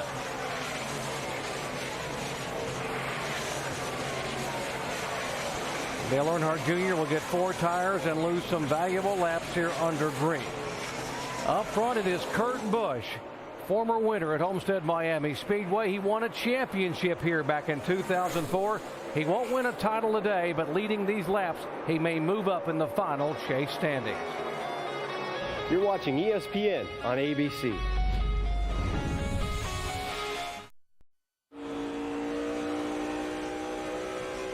Now Sprint brings you an inside look at the chase for the NASCAR Sprint Cup on the Now Network. Current top 3 in points as they run on the track. Jimmie Johnson in good shape for the moment, with Mark Martin 134 points behind him in second. And Kurt Busch, as he leads this race, in third place, 141 points off the lead, kicking Jeff Gordon back to fourth. And Denny Hamlin, the biggest mover in the race so far, up 35 positions from 38th to 3rd. For more NASCAR stats, in-car audio, and live race radio, check out NASCAR Sprint Cup Mobile at sprint.com/speed. So Kurt Busch took the lead in this race just as it crossed its halfway point, and he is up now by 1.7 seconds on Kevin Harvick, with Denny Hamlin running 2.1 seconds behind in third. As we come to you from the pit studio, we take a look back from the leader to this race for second spot with Rusty, Brad, and Ray. Denny Hamlin is on the move right now. Watch his lap times. He's about 0.2 of a second faster than anybody in the field right now. And we talked about this change in track. It's definitely changed a ton. And it's right there to Denny Hamlin's liking right now. His car is looking good on the top of that racetrack. Good battle for second place right now with Denny Hamlin, Kevin Harvick. RCR cars, once again, we've talked about how they've made a resurgence. You got Kevin Harvick, Jeff Burton, both in third and fourth right now. Both of those race cars look good. And old Denny Hamlin is flat toting the mail. Now let's check into the championship contenders, Jimmie Johnson and Mark Martin. Remember that they came down pit road under the caution at lap 117 when most of the front runners didn't. Came out 23rd and 25th respectively. Johnson 23rd, Martin 25th. Jimmie has moved up since the restart to 16th. Mark Martin has only moved up to 22nd, Ray. Yeah, and that normally means just a better handling car. The cars, when you get back in traffic, having a fast car is one thing, having a good handling car. Jimmie has shown consistently the ability to maneuver through traffic. When other people get back there in dirty air, they don't seem to be able to come forward. The 48 team consistently brings that car forward, and Jimmie drives it forward in dirty air. Might have a little bit better car than Mark Martin right now. Running in 16th, while Mark Martin, again, is only back in the 22nd spot. I heard Mark say on his radio a minute ago, just too much traffic for me back here, Vince. And that's exactly right, Alan, but they have also been struggling with this car. Wow, did you see that? He had to save that one big time. They have been really loose in and off and not rolling through the middle the way Mark would prefer. So they've been fighting the balance of the car. They anticipated being a lot better once the sun went down and the track started to cool. But as you said, Alan, the traffic has been hindering his move up through the field. And boy, when you got to save it like that, no wonder that Mark's not feeling quite so comfortable. Yeah, no kidding. So Mark Martin kind of hanging on. But again, a long way to go in this race. We're just past halfway. And one other quick note, Juan Pablo Montoya back on the racetrack, 39th position, 28 laps down after repairs. Remember, he and Tony Stewart tangled back at lap 1:16.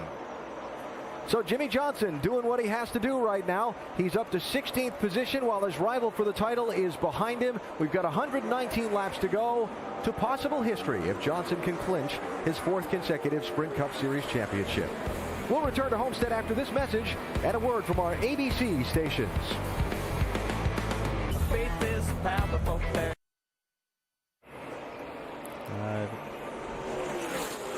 The 2-car of Kurt Busch currently leading the Ford 400 here at the season finale at Homestead Miami Speedway. By the way, Kurt is the only driver to win twice on a 1.5-mile racetrack here in 2009. He won at Atlanta, and he won in this very same car at Texas 2 weeks ago.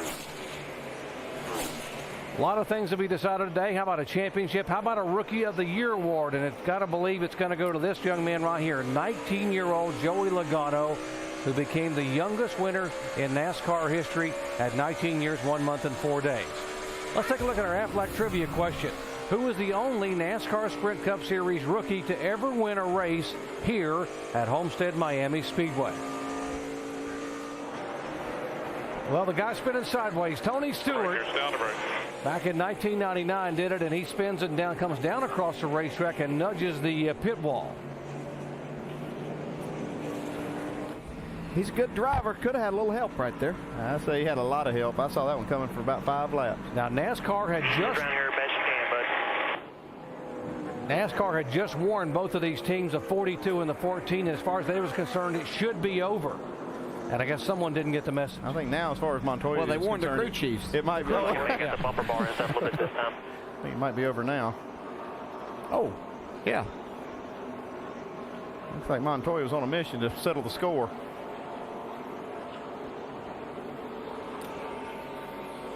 Montoya had been in the garage 28 laps. Comes out in the 14 car, is on the lead lap, being shown in the top 15, and there's the contact. That's a lot of contact. You see the hood buckle up on that 42. We'll show you how it started. This is not the first incident. If you just joined our coverage between these two guys today, two fiery competitors. Back on lap 117, watch the 14 right up in front of the 42. Yeah, it was just hard racing, and Montoya didn't like the fact that he slid in front of him, so here Tony Stewart retaliated, cutting down the right side tires on Montoya's car, and that's what happened. Montoya, frustrated, goes to the garage area while they try to repair his car. He gets back on the racetrack, and we go back to green, and this bump. That was just an eye for an eye, looked like to me. Well, yeah. Guys in the old days used to not talk about it. You know, we saw Denny Hamlin talk about it, and then they used to wait a race or two. 2 laps. They are going to black flag the 42 and hold him 2 laps for aggressive driving. Here come the leaders down pit road. Jamie. Guys, Casey Kane is saying he got some debris from Juan Pablo's car on his roof. They think he has a hole in the roof. 4 tires right now, wedge and track bar down. Vince? The 31 of Jeff Burton has needed more grip all night long. Still a little bit loose. 4 tires and a wedge adjustment for Jeff Burton. Shannon. Denny Hamlin on the bottom of your screen says the car's a little tight. Air pressure, 4 tires. Dave. Leader Kurt Busch said it was a handful, so they'll make a wedge adjustment for that loose race car. Jimmie Johnson raced from 23rd to 14th on that run. His car was a little bit snug. It'll be a wedge and air pressure adjustment for Johnson, and Kurt Busch will get beat off pit road. Take a look at our Pepsi Refresh race off pit road, and we'll see who made adjustments and who gained some positions there. For the 11 of Denny Hamlin. They just stepped it up big time, man. Denny Hamlin, 12.3 second 4-tire stop. Yeah, and Kurt Busch got blocked in a little bit by Jimmie Johnson coming in later. Harvick lost 3 positions. His teammate Clint Bowyer gained 6 spots. What a stop by the 11 team for Denny Hamlin, Mike Ford and company. That's how much they got him out by a complete car length, and those guys are pumped on pit road. So all the way from 38 starting spot, Denny Hamlin now being shown as a leader. He drove it up there, but then these guys got it done in the pits, and Hamlin is our new leader here at Homestead Miami Speedway. ESPN's coverage of the NASCAR Sprint Cup Series on ABC. Brought to you by Ford. See why Ford Racing's top drivers love the all-new Taurus from Ford. Verizon Wireless, America's largest 3G network. And Amp Energy. Amp up. Working the fifth caution of today's Ford 400, our aerial coverage from the Homestead Miami Speedway is provided by Goodyear. New Fuel Max tires help you get there on less gas. Calculate your savings at GoodyearTires.com. Jimmie Johnson doing what he needs to do right now to clinch a fourth consecutive NASCAR Sprint Cup Series championship. He's running in 11th spot. Mark Martin's running 14th, and a lot of crew chiefs telling their drivers, save gas with 108 laps to go.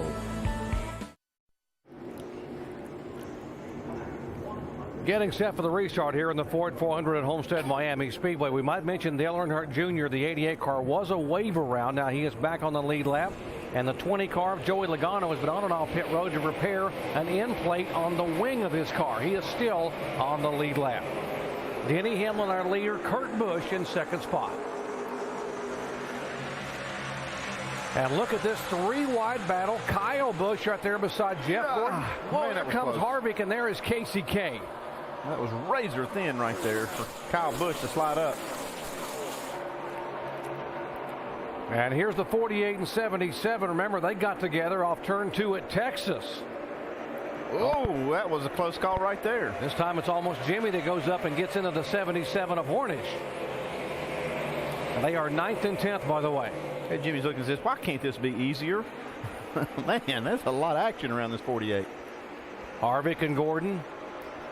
There's the 48 car. Look right behind. Here comes the 99 car. Remember Carl Edwards talking about how good his car would get as it got darker and the track changed. Now Edwards makes the pass. Haven't been able to say that a lot. Edwards making a pass. He's struggled a lot. So nice to see him up there running. We mentioned that Roush Fenway has won 5 in a row here, 5 consecutive years, with Carl Edwards pulling off the double win last year in the Nationwide and the Cup car. See Sam Hornish go way up the racetrack there in turns 1 and 2. Watching this Hornet's nest back here where Jimmie Johnson is just trying to stay out of trouble and may lose another position. The Truex, that's 10th and 11th.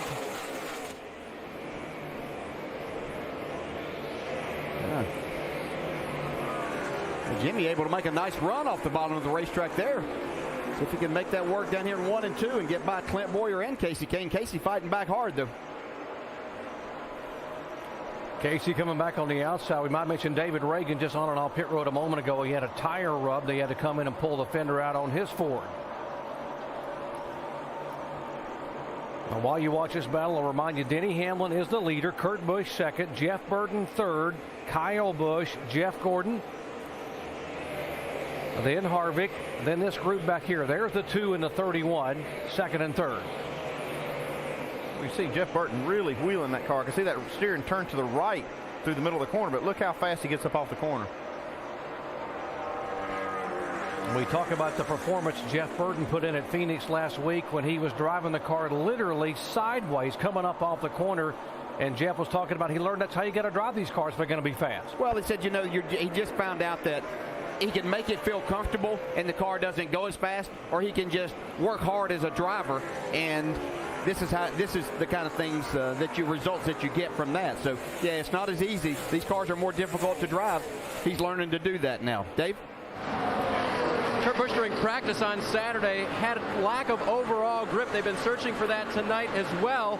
But Kurt running that high line seemed to be where he found most of it. Pat Tryson told me this morning he expected Kurt to run from the middle to the high all night long. And as long as he's got Burton down there, as you can see, he can keep behind him. Vince? Well, in a similar situation for Jeff Burton, they've been searching for grip all weekend long as well, although the balance has been pretty good. Well, what a combination it's been for Burton and Todd Berrier since they hooked up at Talladega. 3 couple of top fives here in the last 3 races, and Jeff ran the nationwide race last night, and he said that he thought that was going to help him a little bit tonight, guys, in regards to they ran the same tire, and they thought that the track would have similar tendencies this evening. So we'll see if that maybe pays off down the stretch of this race. Paying off right now for him, indeed, that is the case. And what about the 5 car of Mark Martin? He's now being shown in the 13th position behind Mears and Truex Jr. Now we'll show you the points now. Things have sort of rerouted a little bit. Jimmie Johnson is our points leader. You see Mark Martin now 135 back, showing in 13th spot. Jeff Gordon another 30 back, running 5th. And Kurt Busch, who's all the way up to 2nd position, gaining some ground, but now back 4th overall right now in the chase point standings. It seems like the cooler the track gets, Mark, gets a little bit better. It's not like night and day, no pun intended, but it's still getting better. It's the right direction for Mark. He can keep working on this car. I believe he can get up there. And here again with so many cars on the lead lap right now, with 33 cars still on the lead lap and only 3 cars out of the race, anything can happen.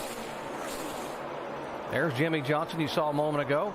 Let's see battle here. I think Jeff Burton getting to the inside of the 2 car actually forced him into another line, and he's actually caught Denny Hamlin now. Both of them moving in. Toyota of Hamlin, Dodge for Kurt Busch, and Chevy for Jeff Burton. As a driver, sometimes you get forced into those situations as to where you have to run, and it actually lets you find something a little bit different. And now Kurt Busch is up here ready to take the lead from Denny Hamlin. Can't say enough about what this 2 team has done. The Blue Deuce, it was announced that their crew chief, Pat Tryson, will be leaving back before the chase even began. They mentioned it at Richmond. He would be leaving when the season was over. They could have folded their tents and gone home, but they have not done that. They have persevered and performed. You got to hand it to them. They really have done a good job. Yeah, and you know, you hear say so many times when teams are going to make changes and things. Well, the way I always looked at it, you signed up for the whole year. So why not go ahead and make it happen? But when they said that the crew chief couldn't come to the race shop during the week, I thought that was a pretty big mistake. But Pat Tryson and Kurt Busch, to their credit, have made this work. And here they are trying to battle their way into the top 3 and win another race in the chase tonight. Still haven't announced a crew chief, by the way, for 2010 for that 2 car. Here's a 24 car. There's Gordon, Harvick, and Jimmie Johnson. They're being shown 5th, 6th, and 7th. And those guys are running right up there. I think it's interesting as we've transitioned now the racetrack a little bit. We see different characters up there at the front. We saw Harvick strike out earlier as he tries to make the pass now. Kurt Busch looking on the inside of the 11 car and can't quite make the pass as Hamlin will pull him off the corner. So now what's this going to do? Denny Hamlin was forced up there. Maybe he'll learn something. See him now working up top. Going to let Kurt try the bottom side. Well, Hamlin just motors off that top groove and pulls him by another car length. Yeah, although we say the top, they're not right against the wall like we saw some guys making time really early in the race. I don't think we're going to see that be the groove, but I think you're going to have to be middle to the upper portion of the track. It's what we saw Kyle Busch do last night when he won the nationwide race. 7 championships represented in that battle on the left side of your screen. The 4-time champ Jeff Gordon and the maybe soon-to-be 4-time champion Jimmie Johnson on the inside, taking the spot away. I think you do a fine job of passing, my man. That's Earl Barbin, the spotter for Jimmie Johnson. Let's update Jeff Gordon. Jamie. Well, one of the goals for Jeff Gordon coming into this race was to protect the points position for Hendrick Motorsports. That was one of our big stories going into this race. They want to finish 1, 2, and 3. Well, when he was flustered back there, his car wasn't running so well. Kurt Busch had taken over that 3rd spot. Well, now Jeff Gordon's car is coming to life. The changes they made on the last stop paid off. His car was a little loose, but it's tightening up, getting better, and he's back in 3rd position. Indeed he is, and back up front, the 2 car continuing to try to work on Denny Hamlin to make the pass. Just follow up a little bit on Jeff Gordon. As I've watched him around here, though, it looks like he's struggling a little bit getting his car into the corner. I don't know if that's a loose situation or he just won't turn quite as good as he wants to, but they're probably going to have to make one more adjustment before they get it where Jeff really likes it. Well, you saw Denny Hamlin go all the way down to the bottom of the racetrack in that turn and actually pull away by about 3 car lengths over Kurt Busch. Back after this message and a word from our ABC station.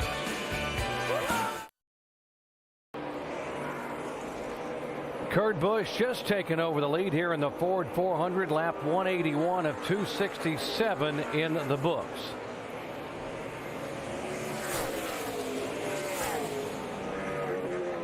Show you it happened a moment ago. They kept swapping lines on the racetrack, and finally Kurt able to go to the high side and make the pass. Now Denny's been committed to the bottom side, and looks like he's been getting a really good run to keep Kurt back there. See, this time Kurt goes in a little lower, carries a little more speed, and that's going to translate into a lead change here. Back to the front for the 2. 11th lead change of the day. There have been 7 different leaders, 5 caution flags for 23 laps.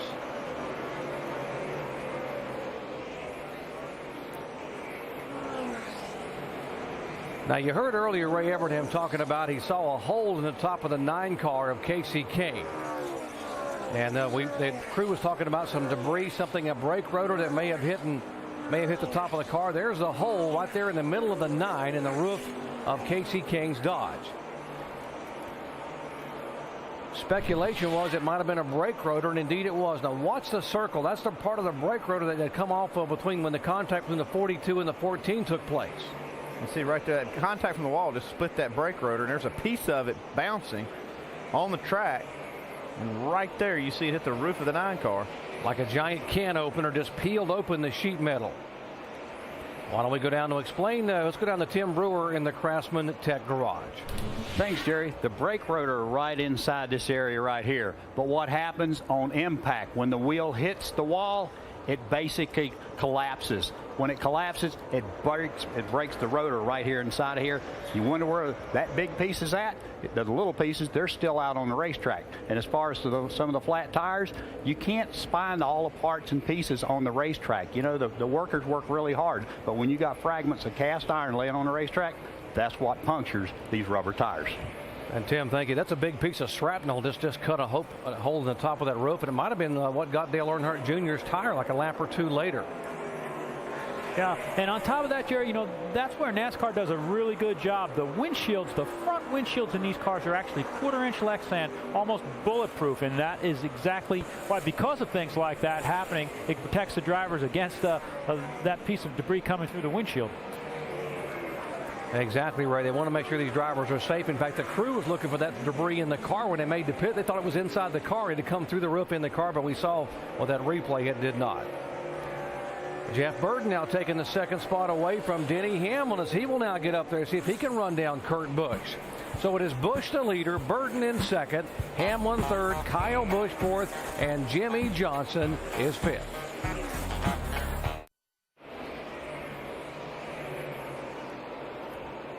Kurt Busch, our leader here at Homestead Miami Speedway, and we're riding right above him courtesy of our good friends at Goodyear. New Fuel Max tires help you get there on less gas. Calculate your savings at GoodyearTires.com. Nice panoramic view of this 1.5-mile racetrack. We're about 30 miles southwest of the glitz and glamour of Miami Beach. Now there is Kurt Busch, our leader. Burton is in 2nd spot. Denny Hamlin 3rd. Kyle Busch 4th. And what about our points leader, Jimmy Johnson? He's being shown right there in 5th position. Right now the points margin is 150. That's a separation between Johnson and Mark Martin. Martin has yet to lead a lap here today. Now our in-race reporter, Carl Edwards, is running back in 7th spot. We told you he won this race a year ago and has not won yet in 2009. Okay, bud, it is time to shine here. That sounds good to me.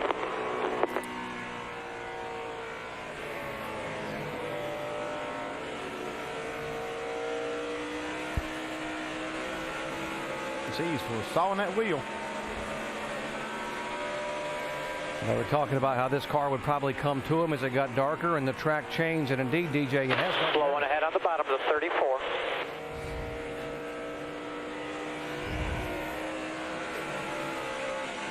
You can see Carl's really having to work the wheel. The car's still not exactly what he's looking for, but this is the best this car's been throughout this race.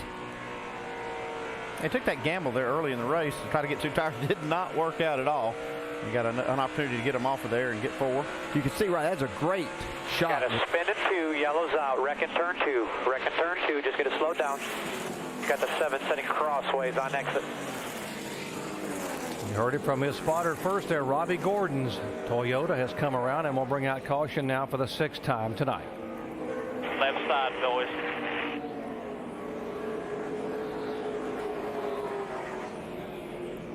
Yeah, he's rolling here.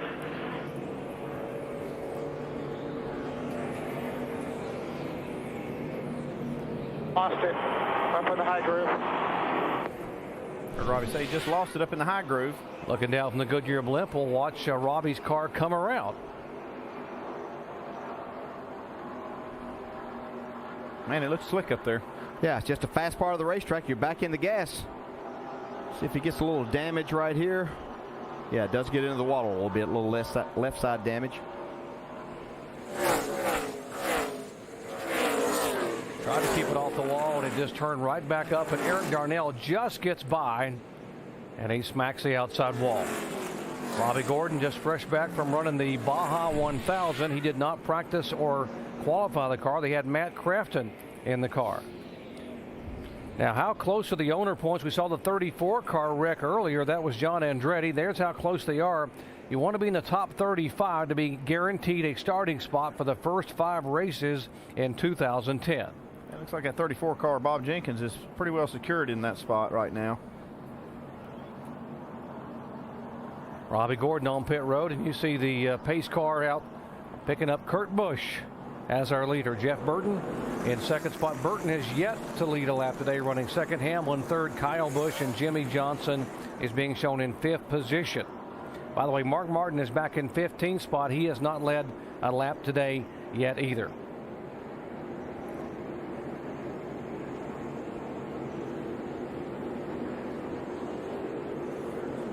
Expecting the leaders to come down pit road. 73 laps to go. They cannot make it from here on fuel. They'll have to make one more stop. If we were to go green at now 45 miles an hour under caution, here they come. Vince. Getting ready for Kyle Busch to hit his pit box. This has been his worst track. His average finish 29.5. He says the car's loose in and loose off. They're going to make an air pressure adjustment and 4-tire change. Now on the 31 in the middle of your screen, more grip. That's been the call all night long for Jeff Burton. Air pressure adjustment and track bar. Shannon? Denny Hamlin is tight in the center. They're going to put some tape on the nose, air pressure. They have also told him to start saving fuel. Dave. Leader Kurt Busch, air pressure adjustment. Hopefully get that vibration out with a new set of tires. He gets a little bit of a break from Jimmy Johnson, who pulls farther forward this time with a tight race car. Wedge and track bar for Johnson. Our Pepsi Refresh race off pit road. You see Hamlin gains a couple of spots. Boyer up 4 positions.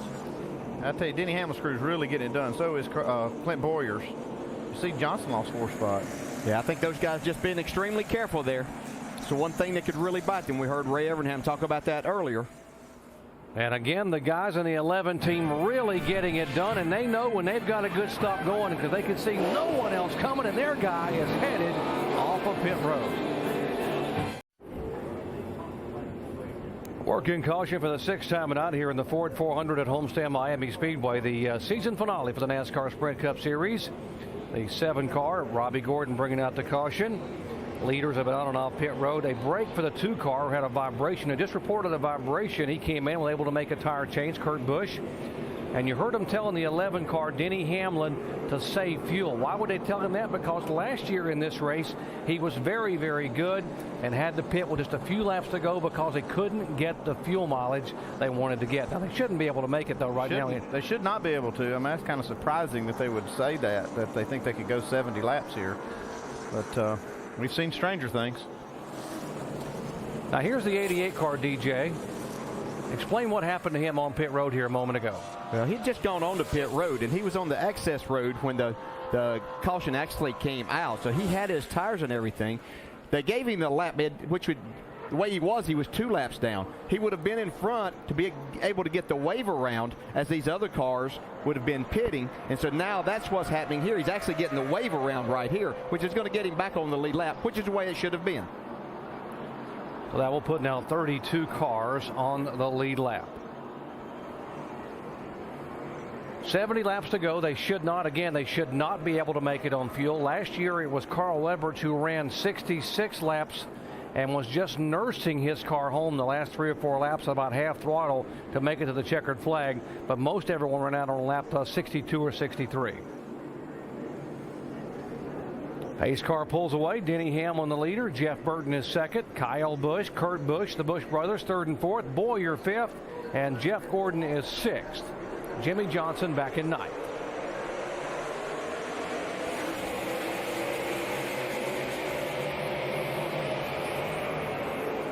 And Jeff Burton gets a lot better start this time. And he's got the lead off turn 2. Wow. It's like he kind of laid back there and got a nice little run up there to Denny Hamlin. Kyle Busch there in the second spot now. Kurt Busch out on the inside of the 11 car for third position as Kurt will try to take that spot away. This would be the first lap tonight that Jeff Burton has led if he can hold on. And he would become our 8th different leader here tonight. And where is Jimmie Johnson? He's back in 9th position.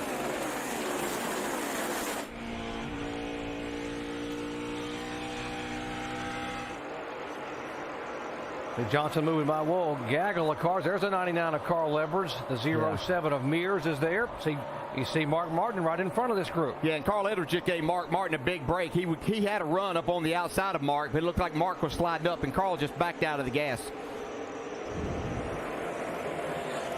And 3 wide there, Brian Vickers inside of Sam Hornish and outside of Greg Biffle. So far, Mark Martin's plan is not coming together. His car's still not coming around for him like he thought it would. Mark Martin is yet to lead a lap tonight. He did not lead a lap at Texas or Phoenix. In fact, the last time that 5 car led a lap was back at Talladega. Yeah, as we look, there's still 32 cars on the lead lap, and obviously if something should happen to Jimmy, just a flat tire or something, but Mark's not doing his part to take advantage if that scenario should take place.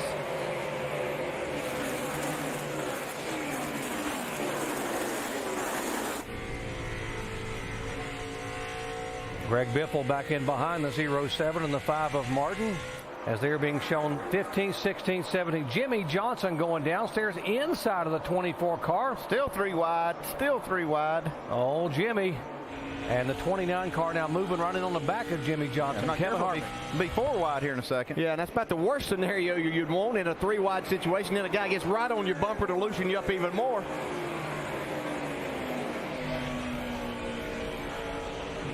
That's why he's a champ. Look at him go. Jimmie Johnson trying to drive that 48 car into NASCAR history, trying to become the first driver in the 61-year history of the sport to win 4 consecutive NASCAR Sprint Cup titles.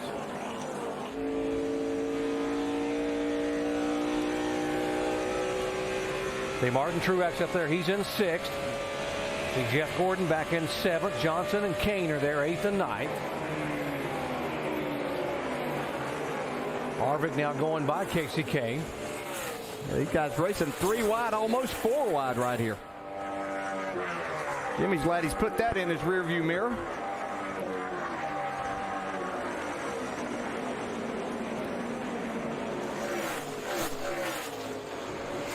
Just 64 laps to go when the day began. Jimmie Johnson had a 108-point lead. Right now it is 141 points over Mark Martin, who's being shown back in 15th position. Jimmie Johnson chasing NASCAR history. No one has ever done it. Jimmie could go where no driver has ever gone before in NASCAR by winning 4 consecutive titles. Right now he's trying to go where there's no traffic and having a tough time because the 1 car is right behind him, Truex. Jeff Gordon had to get out of the gas right there before he got into the 1 car. That was close.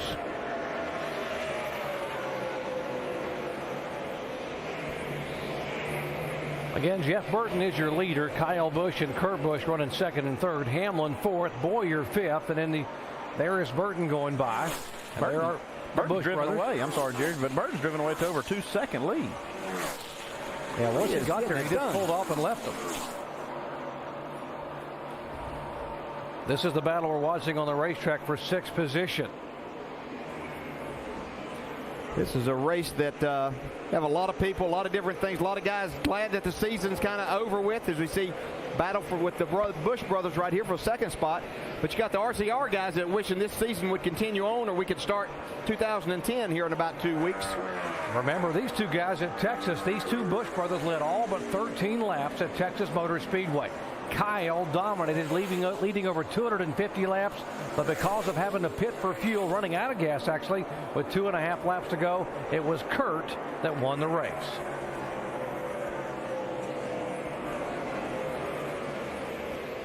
Kurt Busch has found a groove where his car is really working. I think we said earlier, he kind of got forced into that position as he was battling Jeff Burton after that last restart, and that's something that's really working for him. I think he and Burton right now, running first and second, are the two cars that look like they're going to try to settle this win between themselves. And Andy, you're exactly right. Look at the margin that Jeff Burton said. I have run so poorly all year long. When I finally get one of these brand new RCR race cars, I'm going to show it off. He's doing it right now. 2.5 second margin for Jeff Burton over Kurt Busch. Kyle Busch is second, Denny Hamlin third, and Clint Bowyer in fifth position. Jimmie Johnson and Chad Knaus, what a team trying to make NASCAR history tonight.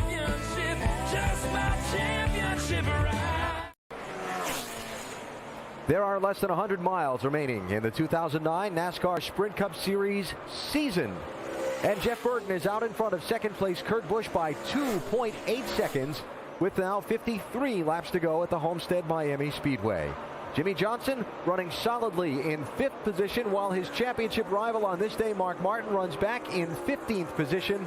Johnson's crew down on pit road, Dave, has had a little issue a time or two today. Nothing drastic, but they've lost some spots. Alan, Jimmy lost 4 spots on that last stop. He's made them all up on the racetrack.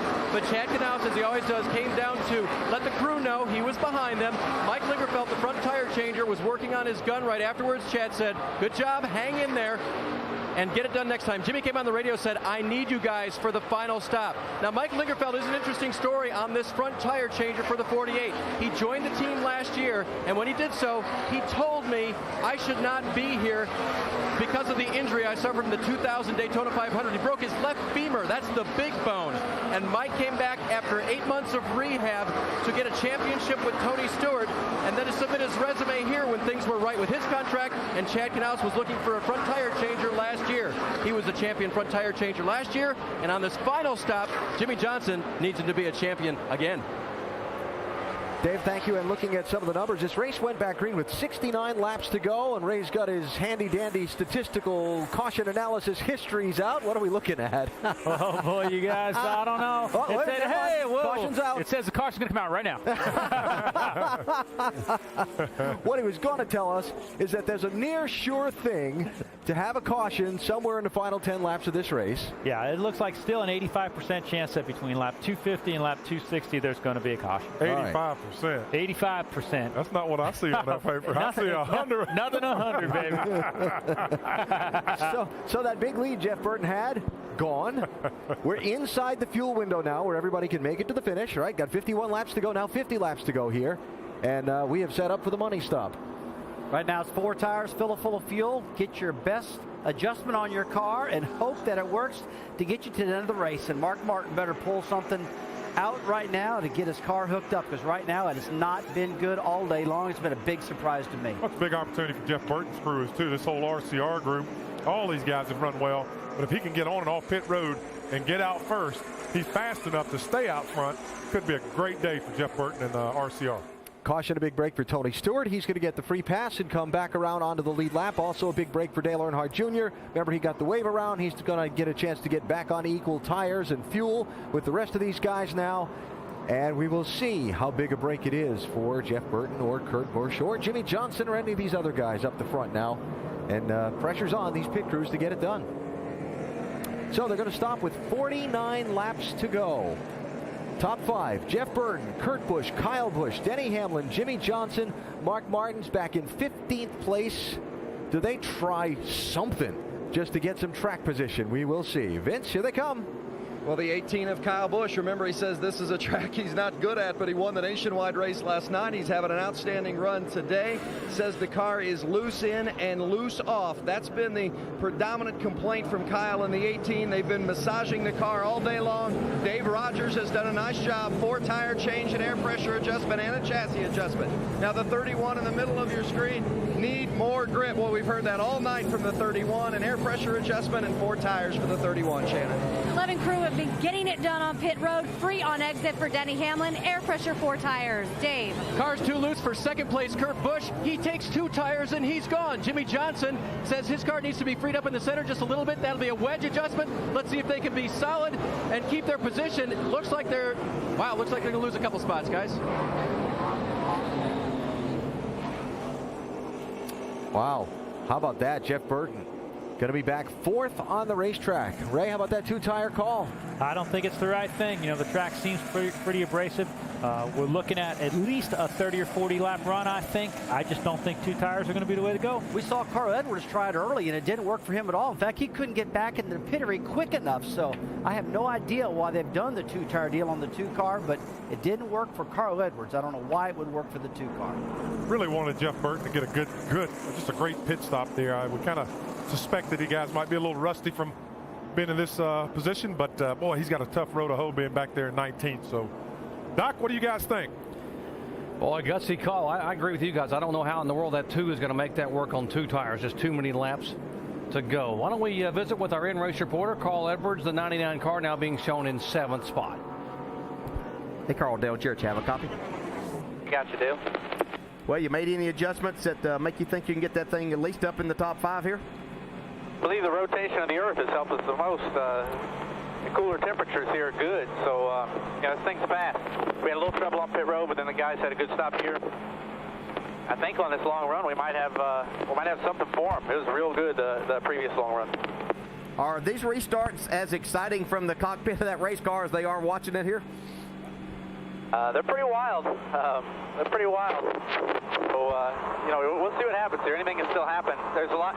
You can spin the tires real easily. So, there's a lot of, dicing before the first corner, if you want to call it that. It's pretty crazy. Okay, we'll follow you forward, buddy. All right, be time to shine here, bud. We'll be waiting. And that's what happened a year ago here in the late laps. Carl Edwards got it done. He was able to shine. In fact, Carl took the lead again with just 3 laps to go. Let's update that call on the 2 car. Dave. And that came from Pat Tryson. 2 tires. I know the car was loose. Is that how you tighten it up, or was this all about track position? Well, it's about both. Tighten up track position. So we'll see what happens here. Feel like earlier in the race when we stayed out on tires, it was a real good run. So track position is pretty big. So see what happens with the Miller Lite Dodge, but we feel pretty good about it. We'll see what happens. All right, they tested it earlier, according to Pat. We'll see if it works out. Well, he made the call, guy. What do you think? Loose? Is it? Can he get that much of an advantage without? I mean, the track position you got, but obviously with 2 tires, can you stay there? No. Can you explain? That's the short answer. I just think you need 4 tires. Yeah. This racetrack it's just so abrasive, just like Ray was saying. I mean, you really need that grip. I think he's going to pay the price right here. Yeah, the guys were all waiting for night to get here so they'd have grip, and now you don't give maximum grip by getting 4 tires. Pat Tryson and Kirk may be right. We'll see what plays out, but you'd have to think that this could be a risky move on their part. Now, prior to the caution flag, the 5 car, Mark Martin, was very frustrated. Listen in. Okay, it don't turn with this crap here. That boy? Okay, I'm fighting harder than you realize. I know it's hard to encourage me, but I need some kind of encouragement. This is really hard. I know, buddy. It's hard for us, too. All we do is the best we can. Yeah, it's just not been the night they were looking for at all. I mean, they can't make this car do what they want to. And they had such high expectations coming here with the car that they won with at Darlington, dominated at Chicagoland. And they knew Mark Martin was fully anticipated he could lead the most laps and win the race, and he has yet to lead a lap tonight. And because of that, he has lost ground to Jimmie Johnson, 155 points now, and he's back in 21st position. And look at Kurt Busch, just 13 more points back. That's why the pressure's there. I mean, you can hear it in their voices. It's been frustrating for them, and you can see that right now Kurt Busch has kind of broke up that Hendrick domination there. He's moved up into that third spot, but he's got a lot of work ahead of him here these next 47 laps. Let's see if the 2 tires pays off or becomes a liability for the Dodge, the Blue Deuce. Here they go. Kyle Busch gets the advantage, and now he's under attack from his teammate, Denny Hamlin. 3 wide right in front of Jimmy Johnson. Jeff Burton getting by, talking about teammates battling. There's a 33 of Boyer. And Hamlin now trying to go back on the inside. Here's Kyle Busch jumping back in the throttle. I saw it was almost the same thing last night with Kyle Busch. He really wasn't that good till it came time to really race for the win, and here he is. He's the best he's been all night. Look at they 4 wide back up there, and back to 3 wide, and Carl's down on the inside of the racetrack, the inside of McMurray. Denny Hamlin now going by the 18 to retake the lead. 45 laps to go. The way they're racing, you'd think there were 5 laps to go. Look at the right side, 3 wide Carl there. back to the inside. Oh, contact right there with Matt Kenseth and Sam Hornish, and into Brian Vickers. Hornish able to gather it back up right in front of Mark Martin. There's 2 cars behind him. Yeah, Mark's car wiggling a little bit coming out of turn 4.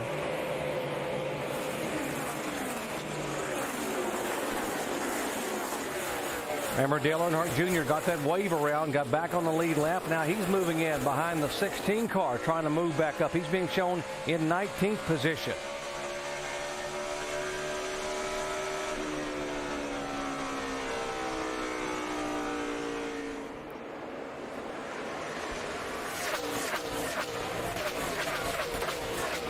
Denny Hamlin, the leader, and Hamlin has to be considered the hard luck driver of the chase. He's had 3 DNFs in the last 6 races and just could not catch a break. Had trouble, an accident in California. Oh, look at Burton get sideways off turn 2. And gathers it back up, and then Hamlin has had 1st, 2nd, and 3rd place finishes in the other 3. So Carl was able to slide by those guys, gets in front of Casey Caden now. See if he can hold him off, though. I think Carl's wanting to work more of that top side, but Casey Caden looks like he's working pretty good on the bottom.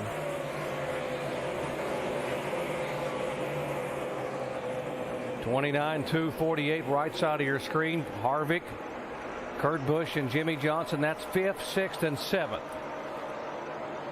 You can see the 2 cars sliding back, and just behind him is Jeff Gordon, who's having a better run here. So points-wise, that's moved Gordon back up into the 3rd spot, with Kurt Busch not being up there in the front anymore. Again, the 2-tire call for the 2-car. Kurt Busch, Pat Troston said the car was loose. He thought it would help the car and also give them track position. And obviously right now that 2-car in jeopardy of losing another couple of positions. He's already now slid back to 4th in the standings. I guarantee you that they would hope if they could control things that they'd run about 10, 12 more laps here and have a caution that they weren't involved in, so they could redo that and come get 4 tires. Great battle left side, the Ford and Dodge of Edwards and Kane. Casey Kane, a 2-time winner this year. Carl Edwards still trying to get to victory lane for the first time in 09. And the last time, by the way, in 09.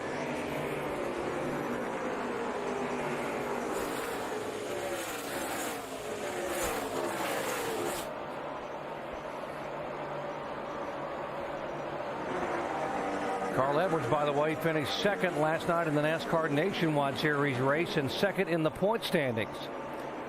To the same guy, Kyle Busch, who won the race last night. A couple of teammates here, the 48 of Jimmy Johnson, the 24 of Jeff Gordon. They're being shown in 7th and 8th spot.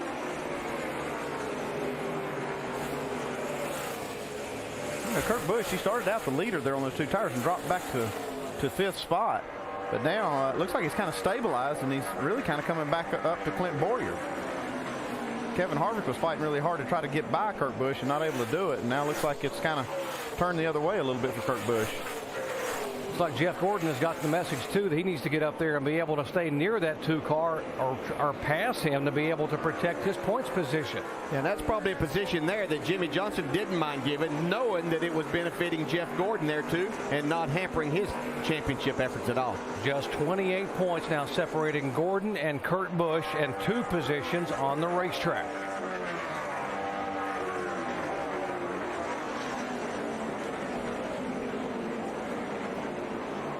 Battles all over the racetrack. Jamie McMurray, who won at Talladega, giving Roush Fenway their 3rd win of the year. There's McMurray going by. Now he has gone around the 99 car and taken the 11th spot. Edwards back in 12th position. Yeah, good run for Jamie McMurray. His last time in this car at Roush Fenway. He'll be moving over to the 1 car with Bass Pro Shops, which is the car right in front of him. He's seeing the future right there ahead of him. Earnhardt Ganassi team he'll be driving for next year. By the way, McMurray had his best year statistically when he was driving for Chip Ganassi back in the early years between 03 and 05. I'm just going to ride for a bit.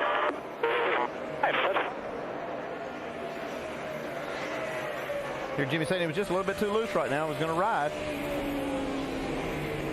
Let's update the 24. Jake. Well, just before that last pit stop, Jeff Gordon was screaming on the radio how horrible his car was. He couldn't run up high. He could only run low.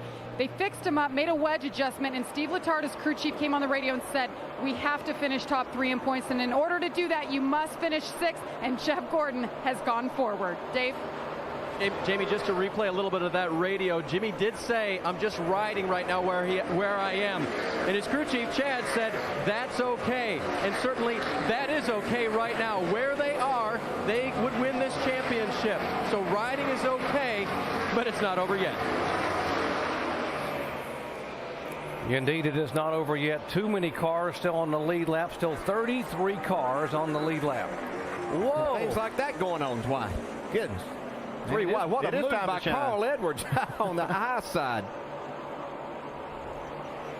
And see Mark Martin now coming, digging back on the bottom of the racetrack, trying to get another position. Whoa, the 1 car back into the car, fishtailing coming out of the corner. It's not a bad run for Mark Martin. I think they adjusted on his cars, made it some better. Mark said he was having a terrible time to get the car to turn in the corners. Up front, it is Denny Hamlin being shown as our leader. Hamlin has never won at Homestead Miami Speedway. Now the 18 car that's chasing him down, Kyle Busch, has run the last 2 laps quicker than the leader, Hamlin. Hard to believe that Kyle Busch has never had a top 10 finish here in a Cup car. His best finish at this track in 4 attempts was 19th a year ago. Yeah, you know, last night we heard him talk about he just couldn't figure this place out, and then we heard him say after he won the race that he found something with about 40 to go in that race that really helped him go on and win. So it looks like he's taking that information from last night and transferring over here tonight. What a year for Kyle Busch. 20 victories across the 3 series between NASCAR Sprint Cup, the Nationwide car, and the NASCAR Camping World Truck.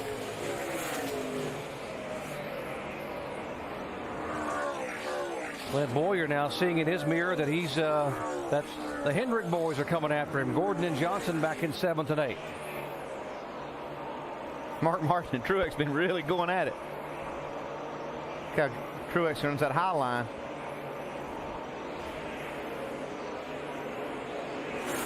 Jeff Gordon now going underneath Bowyer to take that spot away, and that would be the 7th or 6th position. See if Jimmy can dig by as well. Got a little wiggle from Jimmy there off the bottom part.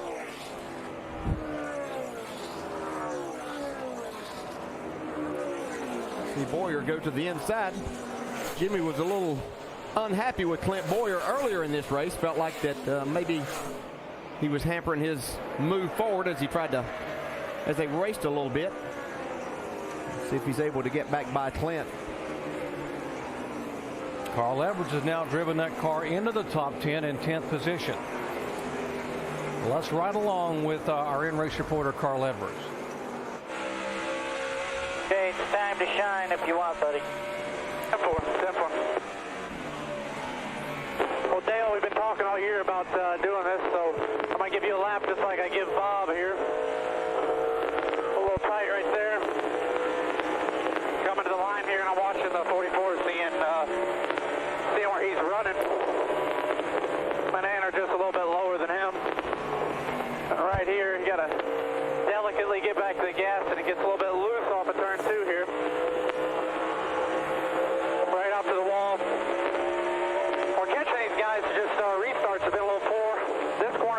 one. You dive in here, it gets a little bit loose on this seam. Right back to the gas. This is the freest corner right here off of 4th. So, hope that helps your broadcast there, Neil. How cool is that right there, folks? I hope you understand. This guy's going 190 miles an hour out here trying to catch the guys in front. This is something that Carl Edwards has talked to me a number of times, just wanting to give us a ride with the lap around here and a lot of tracks. So thanks, Carl. That's pretty cool. I hope you enjoyed it, fans. And wanted to bring the fans right in the cockpit. You see how he was working that steering wheel, just hanging on, almost got up in the wall, just cranking that wheel. Look at him. Talk about it, in-race reporter. Yeah.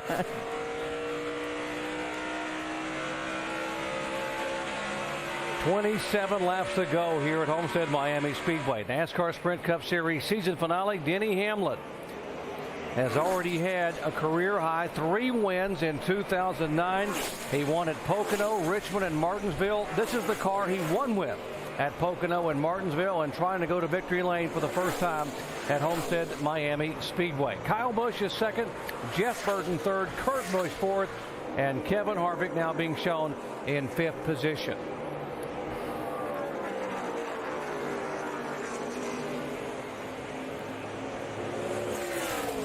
If you're wondering about Jimmie Johnson, our points leader and the man who is chasing history right now, he is back in 7th position. Jimmie led the early lap, so he will get he's gotten the bonus point for leading twice for 28 laps. There is Jimmie Johnson, 26 laps away from making NASCAR history. Yeah, Jimmy's found a nice place to run right here. It's no problem at all for him to run in this spot. No cars around him. Mark Martin, on the other hand, is just digging as hard as he can. He's moved up to the 12th spot now on this run, so he is definitely, trying everything he can to get every spot possible. Yeah, Jimmy's had to really work for this most of the day. I mean, he's been in the middle of a lot of battles on these restarts and things. And they're still looking at Truex and Martin. They're still just battling like crazy. Truex has been married to that top side pretty much all day. He's made it work nice for him here in this race.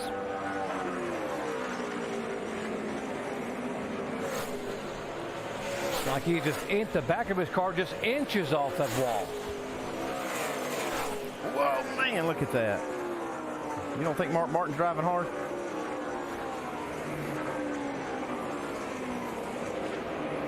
And Mark Martin, a 27-year quest to be a NASCAR champion. He knew it was an outside chance coming here today, and it's not over yet, folks, but he wanted to come here and lead the most laps and win the race and force Jimmie Johnson to have a good top 25 finish in order to beat him. And Mark has not led a lap thus far tonight. Right along with Mark Martin here, and watch Kyle Busch lost a lot of time that last lap. I think he could have possibly gotten into the wall in the middle of 3 and 4. He'd been getting higher and higher on the track trying to chase Denny Hamlin down. We've heard him say last night and tonight that he just can't seem to find what it takes at this track to try to make time. He searches all over and he just never really finds it. He does a great job. He's running second and he won the race last night, but that's just been his comments.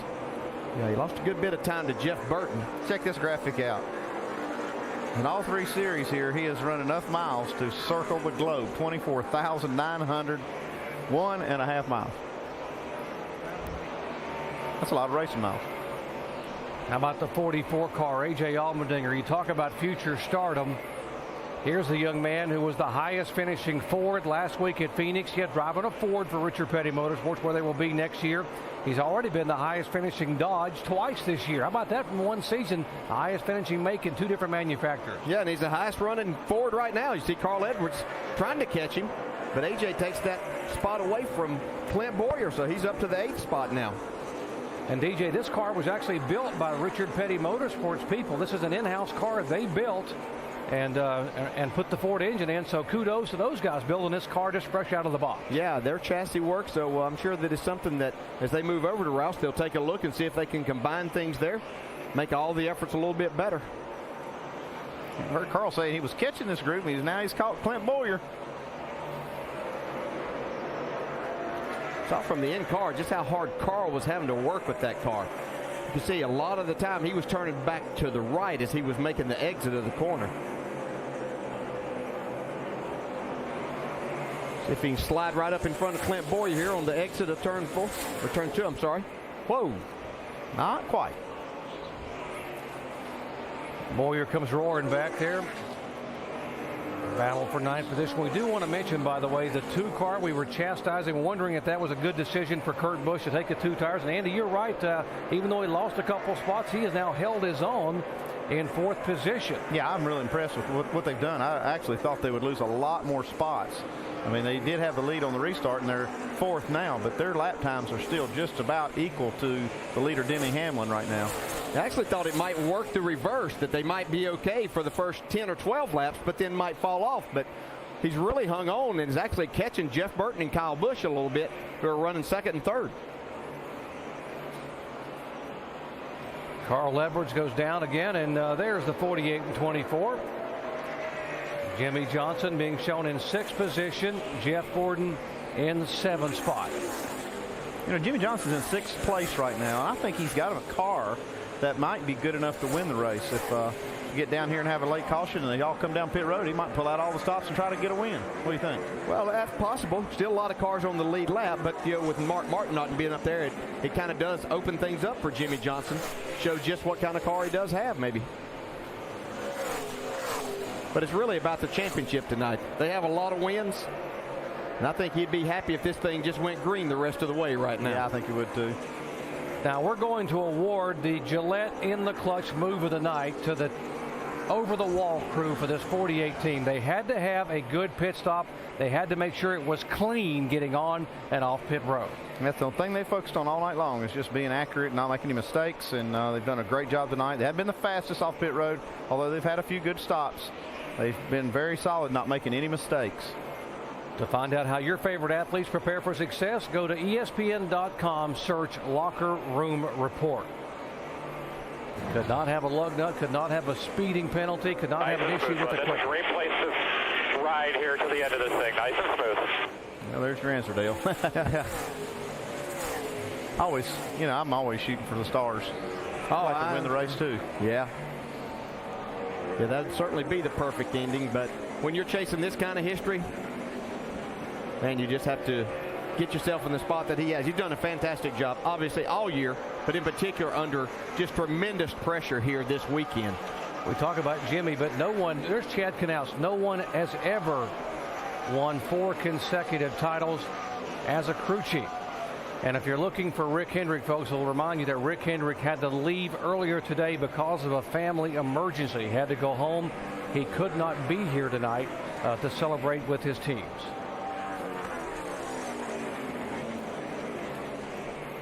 See, Jeff Burton on the left there has called Kyle Busch, trying to take that 2nd spot away. This battle is a little over 2 seconds behind our leader, Denny Hamlin, who's come from 38th starting spot to possibly win this race. Jeff Burton came from 36th a week ago to finish 2nd, and he is now taken over the 2nd position here with just 14 laps to go. Now it's looking like qualifying's no indicator on how you're going to race. Both these cars starting so far back. Yeah, especially when you get to tracks that are this wide, where you have opportunities to pass. Handling really comes into play. You have a good car and a good driver, you can make that happen. Now the 2 car of Kurt Busch realizing if he's going to be able to get up there and finish 3rd in the points, he's got to get by some of these guys, and he's got to go now. Yeah, he's looking in his mirror too, and he sees that 29 car of Harvick. He's been inching in closer and closer to these guys.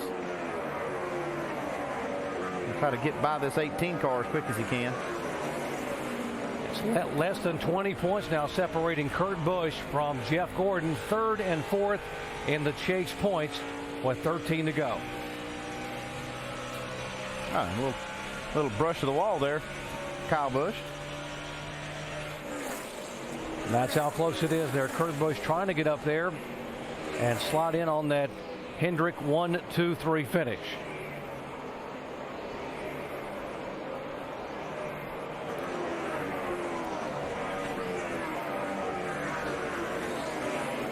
Kevin Harvick and the RCR guys may not pick up the win tonight, but they've got to be awfully pleased at how far this whole team has come just in the last month or month and a half, Andy. I think they need to be just pleased as they can be, because this is a great performance tonight for RCR.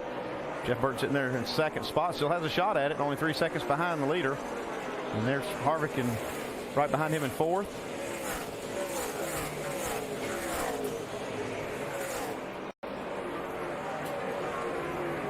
Be 10 to go next time by. Denny Hamlin is our leader. Toyota has never won a NASCAR Sprint Cup race here at Homestead Miami Speedway. Jeff Burton is second in a Chevy. Kurt Busch third in a Dodge, and then Harvick, and then Kyle Busch. That's the top five. Jimmie Johnson now being shown in sixth position.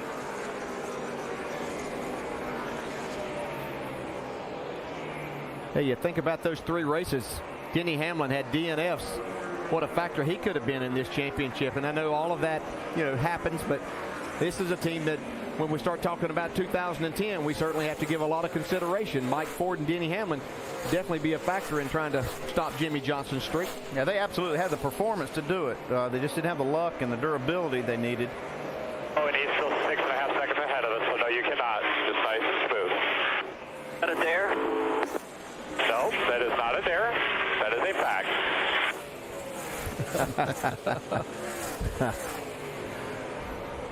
Well, it's 129 points right now. It was 108 when the day began.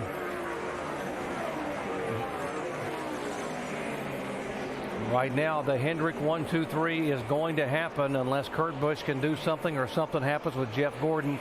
That has never happened before. Never has one owner had his cars finish first, second, and third in the NASCAR Sprint Cup points. And the one car, again, just sliding off the corner right in front of the 5 of Mark Martin. They are 10th and 11th.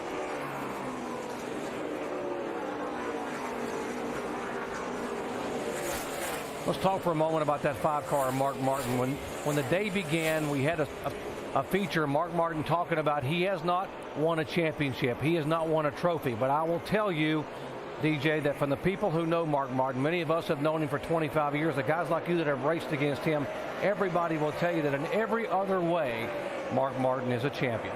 Yeah, that's the only fact is he doesn't have that trophy, but we all know that he is a champion. He's a respectable person out of the race car, and certainly on the racetrack, he's probably the most fair person that you would ever race against, and the utmost respect of anyone else out here. And we'd all like to see that as we see Jimmie Johnson has taken over that 5th spot from Kyle Busch.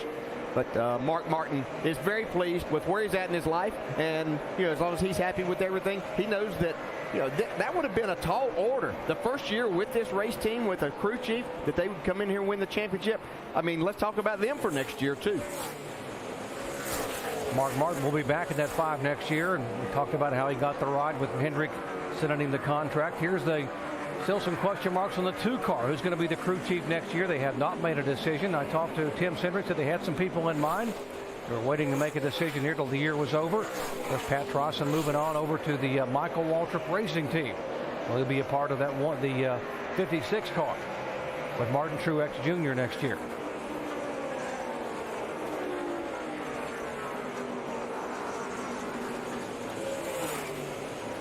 Denny Hamlin is our leader, and Hamlin has now led 3 times for 66 laps. Just 5 laps away from the checkered flag here on the season finale at Homestead Miami Speedway. Okay, here's Jeff Burton now running second. He's a good almost 2.5 seconds behind, but he is faster than the 11 car. And there's only 4 laps to go right here, or 5 laps to go. So we're now 4 laps to go, but we have a caution or something like that. Jeff Burton's got a fast enough car.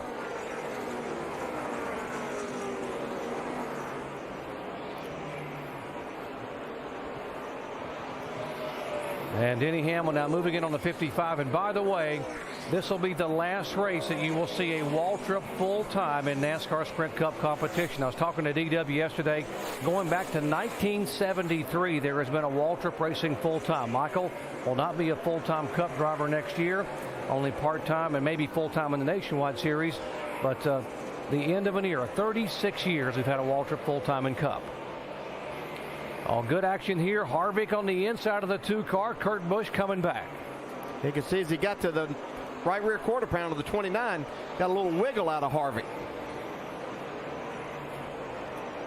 3rd position they're battling for it. And Kurt just stays in the throttle in that middle groove and pulls him now by a couple of car lengths. Watch Kevin Harvick now come back on the bottom of the racetrack. Now he gets a good run, but you got to have all the racetrack, and you see right there, Kurt Busch is right in his groove. Kurt's done a great job with those 2 tires.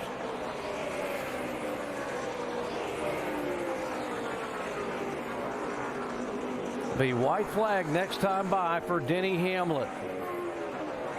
Hamlin trying to pick up his 4th win of 2009. He's already had a career high 3 wins on the year.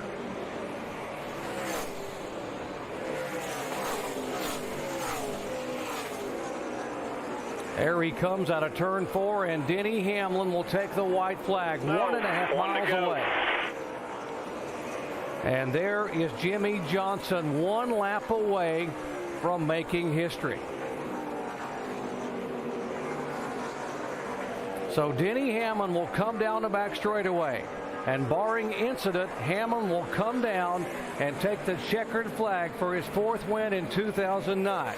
But folks, the story is history being made by a driver, Jimmie Johnson. There comes Hamlin. Open up the history books, folks. On a November night in 2009, Jimmie Johnson is a 4-time Cup winner.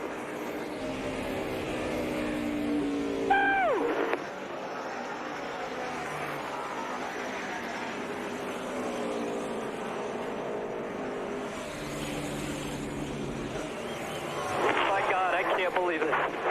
History, boys. No one ever. Thank you. Chad, you rock, brother. My friend, that's all you. Thank you very much, man. I love you, brother. Mr. Hendrick, buddy, we really wish you were here with us today. We really wish you were here to celebrate, but we understand what it's all about. We hope everybody is good with, everything's good with their needs. Thank you for the opportunity, Lowe's, Hendrick Motorsports, and all these fantastic race fans. Thank you for everything.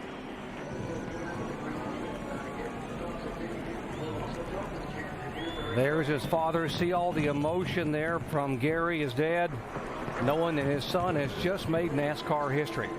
As Jimmie Johnson has won his 4th consecutive NASCAR Sprint Cup title.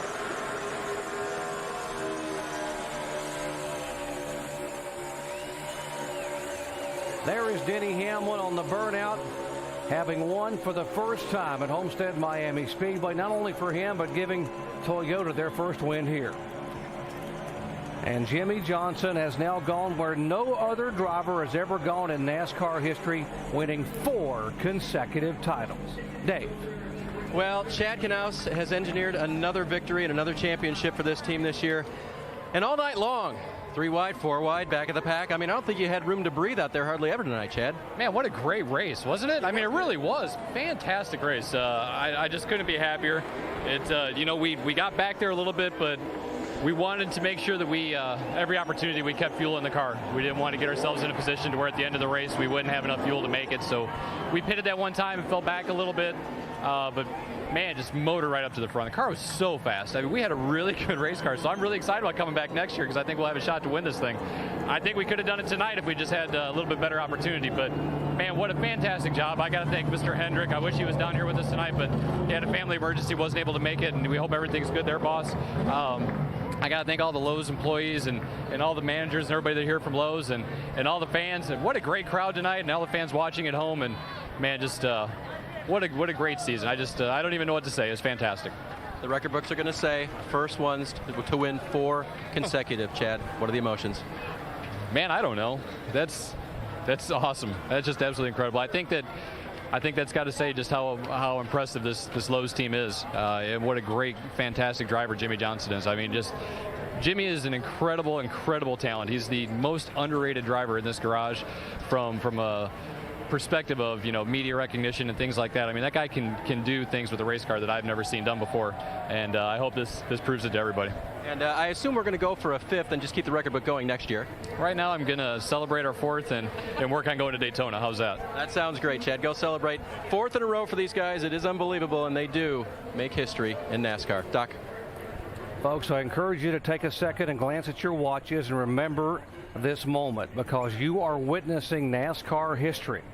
In the 61-year history of this sport, it has never happened before. No Dale Earnhardt, no Richard Petty. No one has been able to win 4 consecutive titles. What an effort tonight by the Joe Gibbs Racing team of Denny Hamlin. The driver drove it from the back of the pack from 38 starting spot, and the crew did an awesome job getting him off pit road with sub 13-second stops.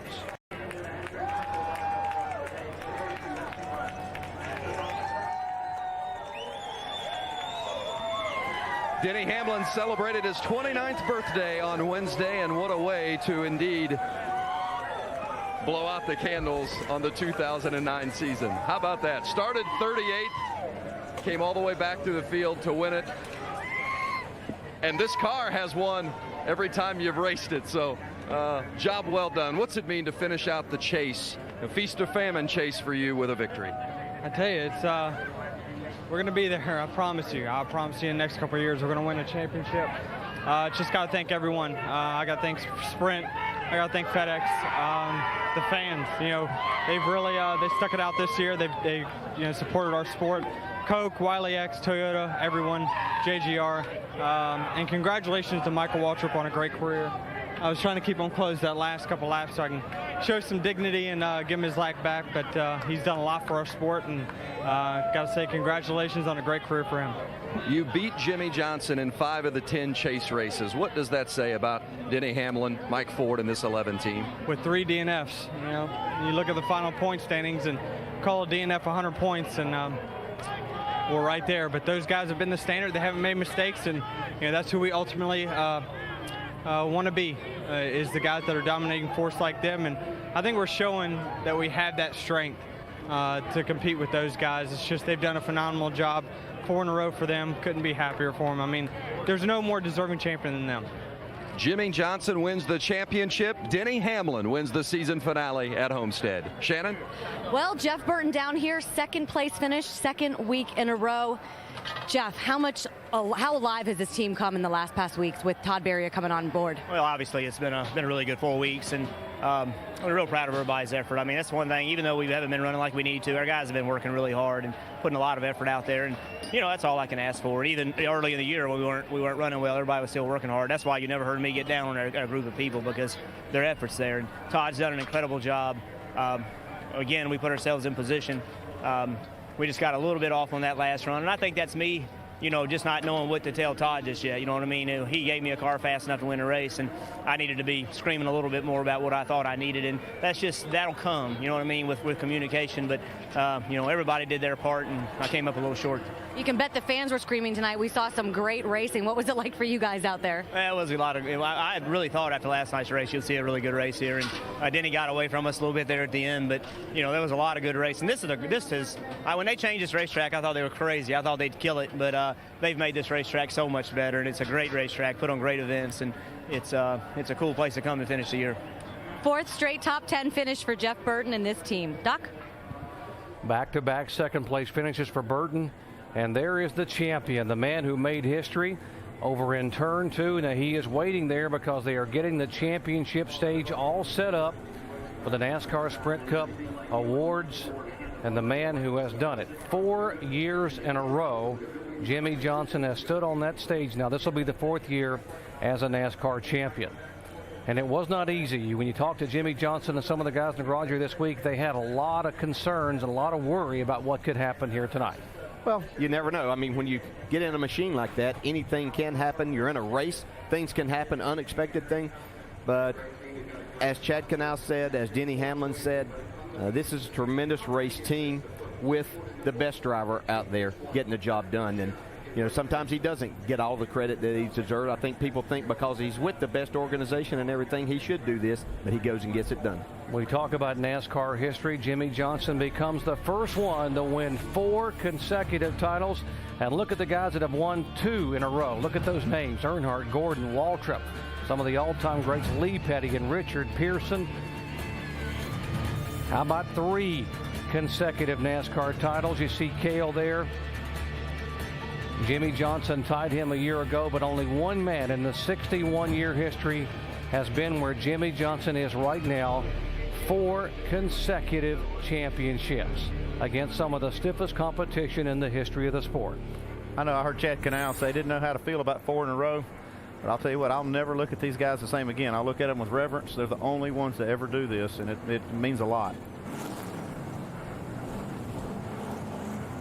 They have given him the command to fire it up, and in our Sports Center special, which we began the day with, and in our countdown show, we talked about how Rick Hendrick helped this young man. He loaned him money to buy cheeseburgers. He helped him get to and from the short track races when Jimmy wanted a chance. And what about the eye for Rick Hendrick, believing in the talents of a young man from Southern California who grew up in a mobile home park and had a dream of someday being a NASCAR champion?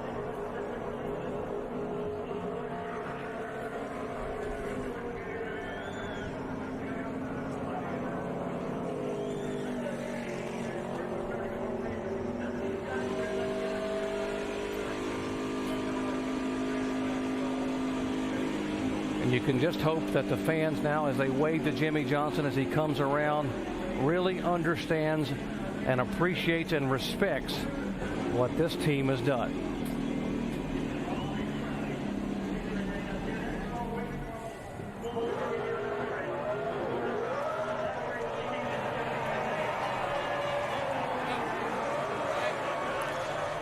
Jimmie Johnson turning some donuts to celebrate a history-making night. And what's the scene like down there, Alan?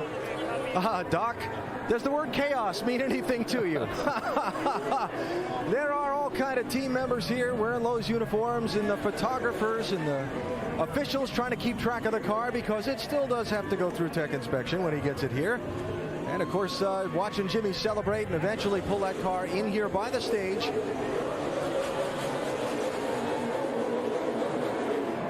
Pardon me while I step back.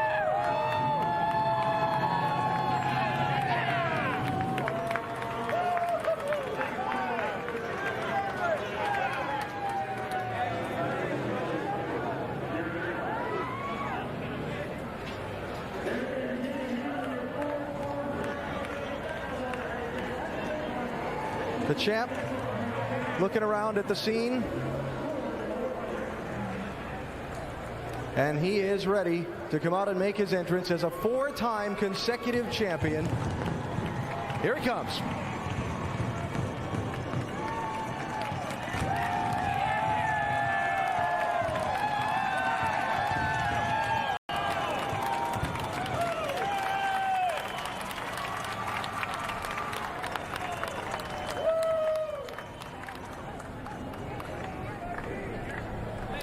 A moment with his wife, Shani.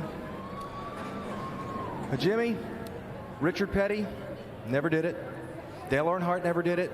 Cale Yarborough, Darrell Waltrip, Jeff Gordon never did what you and this team have just accomplished: 4 consecutive championships. What are your thoughts? Thank you, fans. I hear you. I appreciate it. Thank you. Man, it's going to take a little while to sink in because I haven't really let my mind wander, but the truth of it is to do something that's never been done in the sport and love the sport like I do and to respect it like I do, and the greats with Petty, Earnhardt, Gordon, to be, to do something they have never done is so awesome. And to win 4 championships in 8 years, what this team has done, the great support from Lowe's, Hendrick Motorsports, the team, and we talk about it all the time, but such a team sport, and I don't even know where to start. This is unbelievable. From the moment you stood in this very spot 12 months ago and knew you had one shot to do something no one had ever done. Oh, Mark Martin here. Pardon me. Sorry, Mark.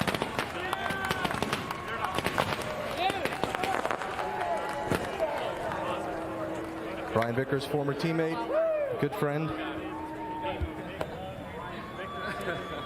So to continue. Yes. But well-deserved congratulations. From the moment you stood in this spot 12 months ago and knew you had one shot at making history, that it had to be this year, how much does that weight on you?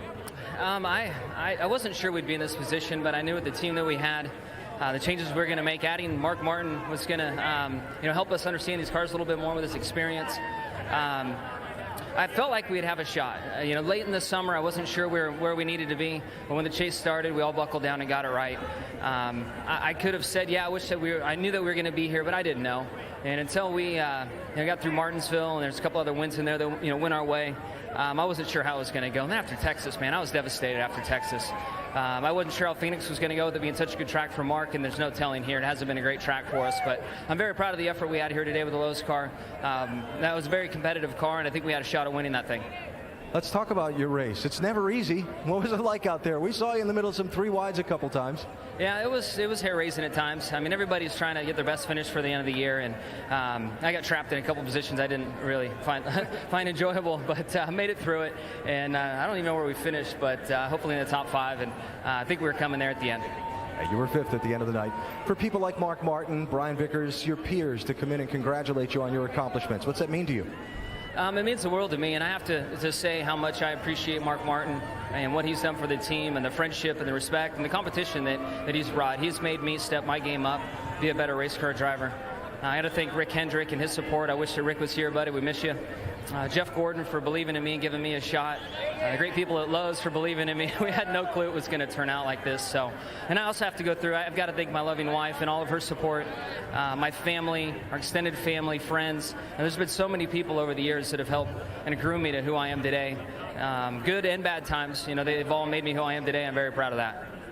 History. Congratulations. We'll give you a few moments with your team, then we'll get you up on stage and you can put your hands on that trophy again. Awesome. Thank you, buddy. Jimmie Johnson, 4-time consecutive champion. Jimmie coming home tonight in the 5th position and edging his teammate and friend Mark Martin for the title.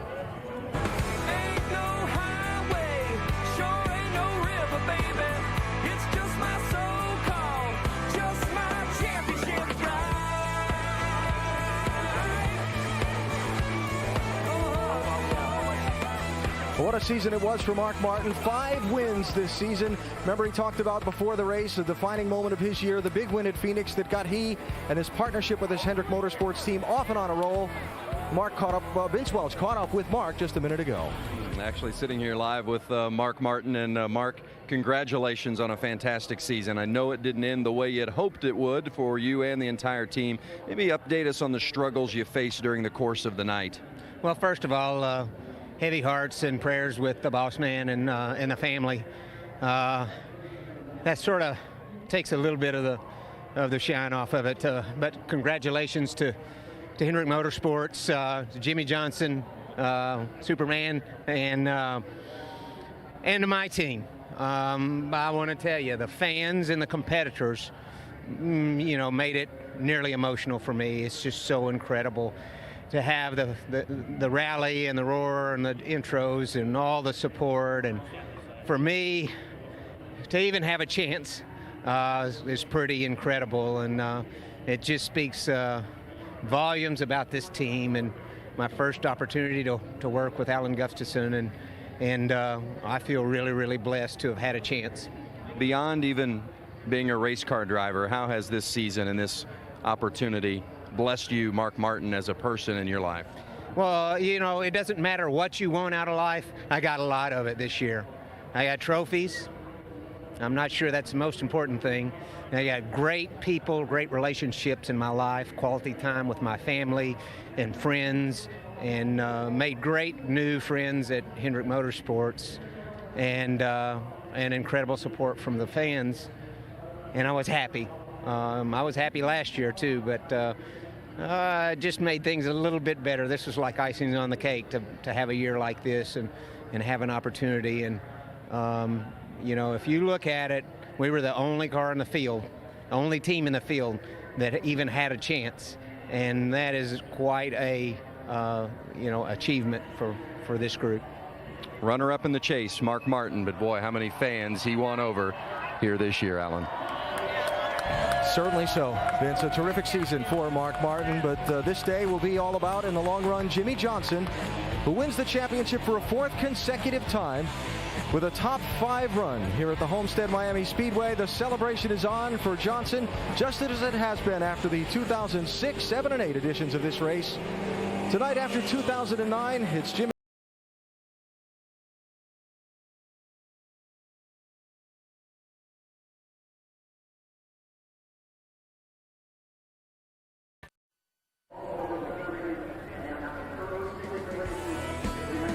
Back live at the Homestead Miami Speedway in the aftermath of the NASCAR Sprint Cup Series Championship deciding race. Jimmie Johnson down in the middle of the victory area. Interviews, photographs. He'll be heading up on stage here momentarily, in fact now, to get ready for the presentation of the trophy and the point fund check.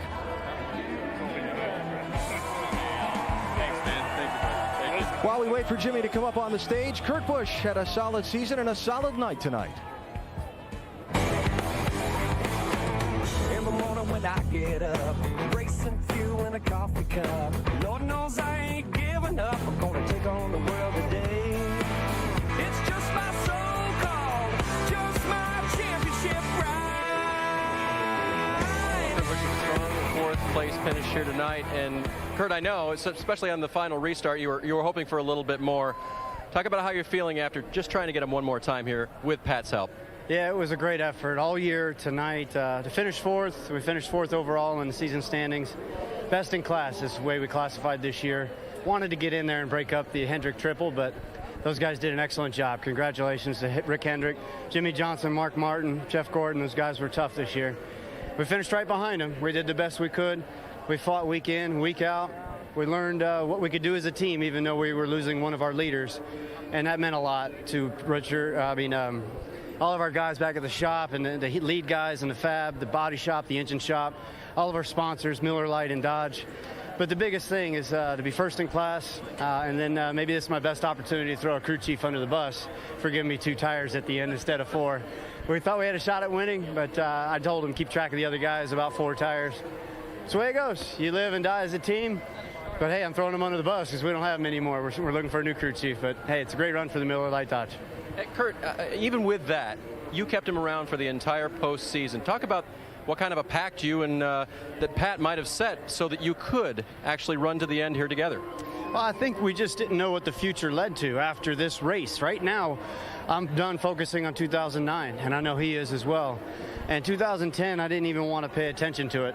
And so we looked at each other and said, we can do this. This is our best last chance effort to do something great in the chase for right now. We don't know what 2010 will bring us.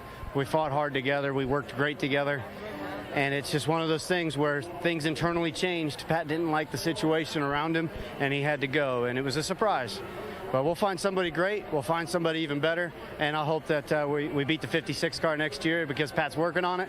But we just have to do it for our sponsors and our team and get our other guys faster with Brad Keselowski and I'm messed up. Hornish. We get those guys faster, we can compete better with the Hendrick guys. That was a great final run for these guys. 4th tonight at Homestead. David, thank you. And on the stage here at the Homestead Miami Speedway, it's time for the official presentation of the Sprint Cup Series Championship Trophy. Here to make that presentation, the Chairman and Chief Executive Officer of NASCAR, Mr. Brian France. Jimmy, what an accomplishment. 4 championships in a row. On behalf of NASCAR fans around the world, welcome to history. Thank you, buddy. Thank you very much.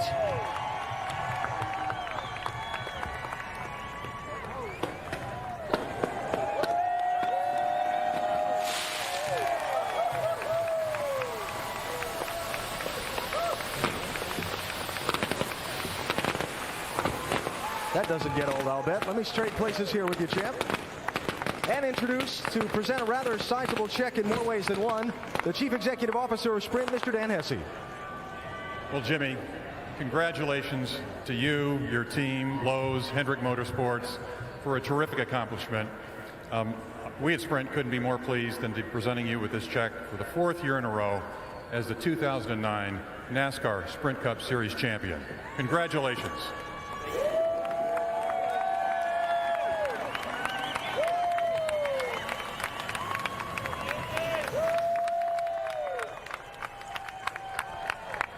So he's got the trophy, he's got the check, and the celebration is on here at the Homestead Miami Speedway.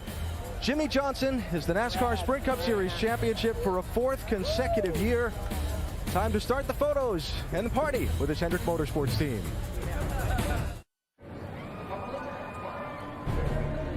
Back live at the Homestead Miami Speedway, part of the new tradition of the season-ending race here. The champion's flag flies over this racetrack for an entire year.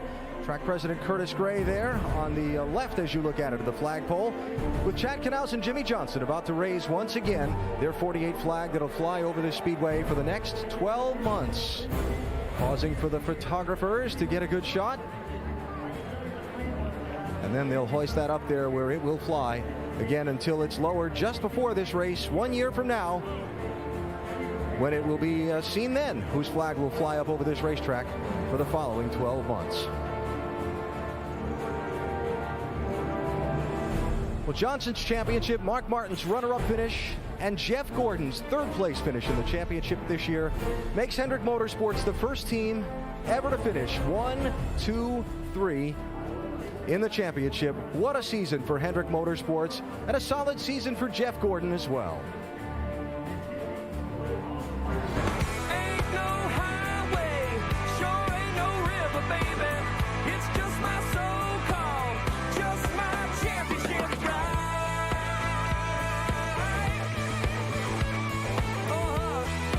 Well, for Jeff Gordon, he gave it a good try. His 5th appearance in the chase. He picked up his 1 win this season back at Texas. That broke a long dry spell and scored that victory, putting him 1 win away from 5th all time. And Jamie is with Jeff Gordon now to get his post-race thoughts. And Jeff Gordon brings it home 6th. Jeff, at the end, I know you weren't that happy with your car, but how much were you thinking about those points and knowing you had to finish 6th or better to make it a 3 sweep? We were thinking about it a lot. It was a real challenge. I mean, there were times when we were great, and when the sun was out, I thought we were a lot better. When the sun started to go down, the track changed a little bit on us, and we really struggled. So, great job to the DuPont Chevrolet team and Steve and everybody for fighting there. Some great pit stops tonight, and some good adjustments, and we were able to get 6th. I got to say that our thoughts are with Rick and his family right now. I know how much, he'd like to be here, but I also know his family comes first. And so we're thinking about those folks. Man, what can you say? 1, 2, 3, Hendrick Motorsports, that's incredible. Just when you think you've seen everything, a guy goes out and wins 4 in a row. And then Hendrick finishes 1, 2, 3 in the points. I'm really proud to be a part of it. As a competitor, that Johnson ticks me off, but as a friend and as a teammate, and as a sort of car owner, they're amazing, and I'm really happy for him, Chad, and the entire Lowe's Chevrolet team. And to know, as a 4-time champion yourself, that Jimmie Johnson came to you and said, hey, I want to drive for this team. This is what I want to do. Put in perspective, a 4-time champion now, when you knew him when he was a little kid. Well, I try to be very careful with how I handle that question, because I don't want to take the credit. This guy worked so hard as a kid coming up. His parents did what you have to do to sacrifice. Jimmy had the talent, and he got in the right equipment at the right time, just like every other race car driver, but he did more with it than anybody else, and he got himself to the right organization at the right time, and the team around him is a great team, and the guy just excelled. He focused on it, and look what he's done. I mean, I really never thought I would see in my career or my lifetime somebody win 4 in a row. So I think it's absolutely extraordinary what they've accomplished, and to be right side by side with them, in our race shop, in our meetings, and just all the time, really, as a team. And to see it happening right in front of your eyes, it makes it even more extraordinary, because you're like, man, what are they doing? We've got all the same stuff, but you know what? It's just a lot of hard work and effort, and a great organization, a great team, with a great driver. Nice job by Jeff Gordon. Caps off the season 3rd in points. All right, Jamie, thank you. The fireworks from the stage as the celebration continues. Jimmie Johnson, Chad Knaus raising that flag up the pole over the Homestead Miami Speedway, where it will fly for the next 12 months, signifying they won the championship here. As the race finished, the race team celebrating with their own flag, 4-time Sprint Cup Series champions.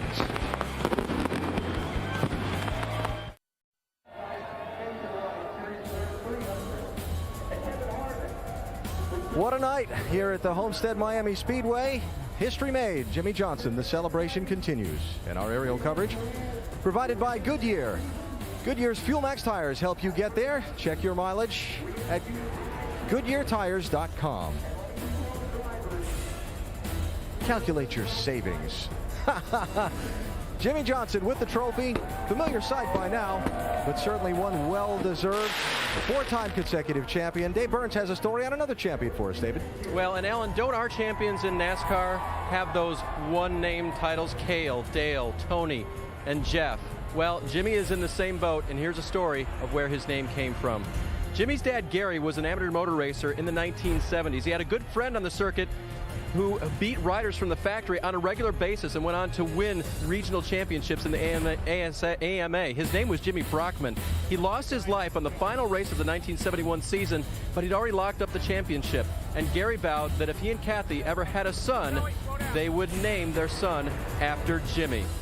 Jimmie has honored the name of Jimmy Brockman more than that group of motocross racers from Southern California could have ever imagined, and his legacy is part of Jimmie, another true champion. Gary, what do you think your best friend Jimmie would have thought of all this? Oh, I think he's been helping for years. It's kind of hard to talk about, but Jimmie and my Jimmie were both very determined people. You know, they knew what they wanted and they went out and got it. And I never knew my Jimmie would have been like Jimmy Brockman, but it's so cool. And it's been a long time ago. It's really neat that we get to do this, to talk about him. And you, Gary, now have seen your son do this 4 times. We were just kind of sitting here saying it was surreal. But I remind you, we probably better take it in because we never know, right? And what is it like to experience again here in Victory Lane, the championship? Yeah, this last 100 laps, I kept thinking about, you know, the motor things in the car, you know, like how they talk about hearing noises and stuff. And I wasn't nervous all day to like the last 100 laps. And I was just hoping, you know, please, everything just keep going to set history. I mean, make history is amazing. Well, he certainly has, and now you know the legacy of his name as we go over to the pit studio, guys. Jimmie Johnson, he's a Jimmy I.E., but he certainly was named after a Jimmy Y, and he's another one-title champion. He's done it 4 in a row. I'll tell you what, guys, the 48 team, if they can keep this team together right now, again, I don't see anybody slowing them down. They are so hot right now. This team gets along so well. Ray, if they can keep it going, I see this dynasty continuing. Oh, without a doubt. You know, we saw a great performance tonight, but I'll tell you what, we saw some strong performances from other teams. It's great to see the RCR team back, 2nd and 3rd place finishes. Maybe could be a little bit of a challenge at the beginning of next year. Yeah, if Denny Hamlin's group and Mike Ford, if they hadn't have stumbled throughout the beginning of the chase, I mean, just think of where they would be right now. They possibly could be challenging for that championship this year. Look for them to be strong. And Kurt Busch, we talked about the separation of he and Pat Tryson and that team all at the end of the whole season, but look how well they performed. They performed admirably, and they could be a contender as well. You know, Mark Martin finished in 2nd at point standings. This guy has been so strong all year long, too. I expect to see Mark back in victory lane a lot more. They learned a lot this year, how to win a championship, how to keep that car up front. And with that car owner, Rick Hendrick, they got these guys. I don't think there's any stopping those guys either. Rusty Bradray, thank you. Out on the stage, Jeff Gordon coming up to congratulate Jimmie Johnson and join into the celebration as history has been made tonight. We said at the top of the day, how many chances do you get to see history made? Well, I know I could say at least one. We saw it tonight as Jimmie Johnson won a 4th consecutive NASCAR Sprint Cup Series title at Homestead.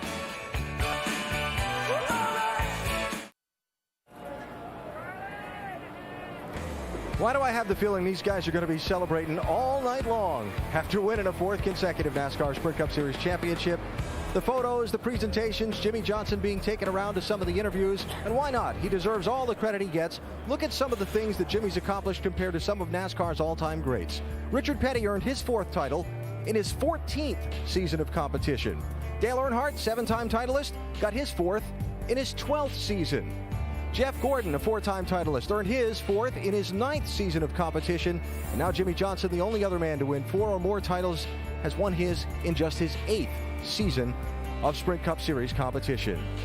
For some perspective on what we've seen tonight and throughout these last 4 years, for that matter, let's head up to the booth. Dr. Jerry Punch, Dale Jarrett, and Andy Petrie, gentlemen. Thank you very much, Alan. And guys, you both have stood where Jimmie and Chad are standing now on that stage celebrating a championship. If you would, put in perspective what we have just seen, 4 consecutive championships. Yeah, that's the key. Yeah, I stood there one time, but 4 years in a row. And it's something as I've watched the greats go through this sport through a lot of years of history, being around this sport, have been fortunate to do that. And I've seen people win 200 races, 7 championships, as Dale and Richard did, but not ever have they put 4 consecutive years together in a time that the competition is as difficult and as tough as we've ever seen it before. So it's just simply amazing. I'm actually dumbfounded. I mean, I thought that I could come up with some words that may help describe it, but simply amazed that these guys are that good. And who knows where it's going to stop. Well, and just think about it. Since 2002, they've never finished out of the top 5 in points, ever. And now once they learn how to win a championship and they say you have to learn how to win them, they hadn't lost one. So, I mean, it's just been incredible. I don't know, like I say, how to put it into words, but like I said earlier, I'll never look at these guys the same again. They hold a real high place in this sport. By my rough calculations, folks, in 4 years, Jimmie Johnson has won 29 races and earned just shy of $60 million over the last 4 years in the chase. That's pretty impressive. Now, we're crowning a champion tonight, and how about a Rookie of the Year possibly, as Joey Logano standing by with Jamie. And Doc, it is official. At 19 years old, he has become NASCAR's youngest Rookie of the Year ever. Here's your hat. You're official. Joey, you end up 20th in points. Sum up this year for you from start to finish, what it's been like.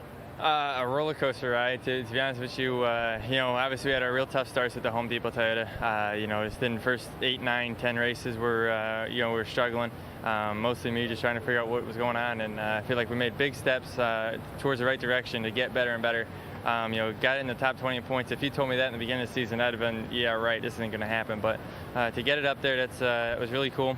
I feel like we got a little ways to go. We'll work hard over the off season here and try to make it better. But overall, it's cool to get the Ray Bestis Rookie of the Year. And I got to thank the Home Depot for sticking behind me. In the rookie season, that was real neat to have their support.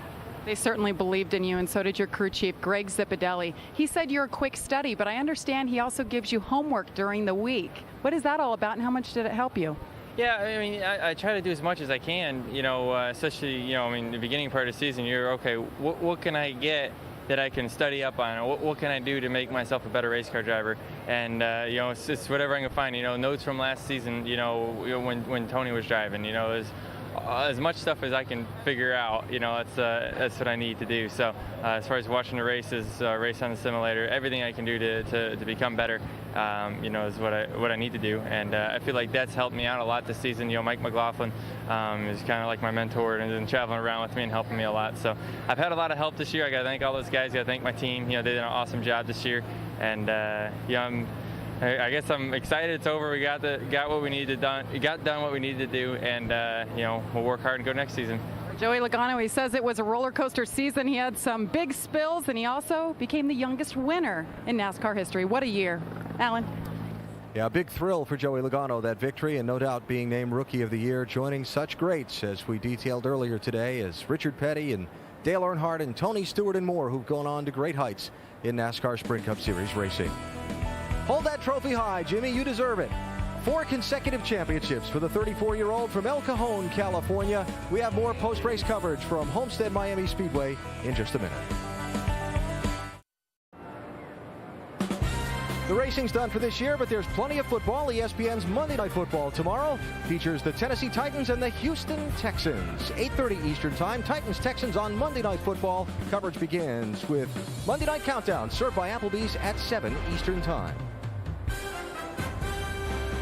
Already the talk begins of who might stop Jimmie Johnson and Hendrick Motorsports next year. Well, Richard Childress Racing served a little notice tonight that they've got some things going in the right direction. Shannon caught up with Kevin Harvick.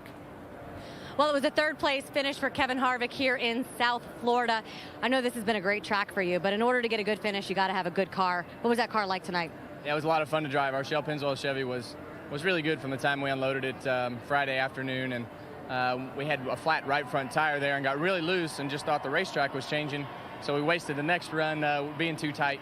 But just got to thank all my guys. It's been a 180 turnaround for our cars and the performance of everybody at RCR, and to get everything headed in the right direction. The last 3 months has been a lot of fun. We got to get the consistency back, but when you got speed, that makes it a lot easier. Great couple weeks for RCR. What does this say about where you guys are going to pick up when we head to Daytona in just a couple months? Well, we can't sit on our hands. We have to, worry about making our stuff better than it is today. I think everybody has a good direction of where we need to go. But before we finish here, I just want to say congratulations to Jimmie Johnson, Rick Hendrick, and that whole 48 team. I know the garage really respects what they have done and really realize how hard it is for that to happen. To win a championship in this sport is 4 times in a row is something that's pretty remarkable. But I think it's time for the fans to give the credit that he deserves. And he is our most dominant, that is the most dominant team that we have sitting in this garage, and they deserve that respect. Absolutely. And Kevin Harvick himself, a championship team owner, his Truck Series won the championship this year. It all came down to this race at Homestead. And a nice third-place finish for Kevin Harvick here. Shannon, thanks. And as we get set to wind it down here on NASCAR season, don't forget to watch the 2009 American Music Awards live tonight at 8 Eastern, 7 Central, here on ABC. Well, Jimmie Johnson came into this season knowing he had one opportunity to make history, and he had to do something pretty tough, hold off a very stiff field of competitors to win the NASCAR Sprint Cup Championship. He and this team did it. Saddened by the fact that their team owner, Rick Hendrick, was not able to be here with them in person tonight. Rick tending to a family emergency back in North Carolina. Certainly all of their thoughts and our thoughts are with him. But all congratulations due to Rick Hendrick on the organization he's assembled. The decision to pick Jimmie Johnson, pair him with Chad Knaus, and put this team in position to become a NASCAR dynasty. You know, NASCAR fans sometimes don't like it when someone wins too much, and while Jimmie Johnson's been rolling toward this championship, it hasn't been necessarily met with the warmest of applause from people, but it was so nice to hear when Jimmie climbed out of the car tonight and raised that championship trophy for the first time. The great ovation he got from the fans here at Homestead, and well-deserved. History made in the 2009 NASCAR Sprint Cup Series season, a 4th consecutive championship for Jimmie Johnson. 12 drivers, 10 races, 1 champion. It takes incredible effort if you're going to hang your name among legends. And it means somebody always has his sights set on you. Is it a full moon or like what's going on, dude? Last race of the year. That's some history. Woo! I can't believe it. History, boys. No one ever. Thank you.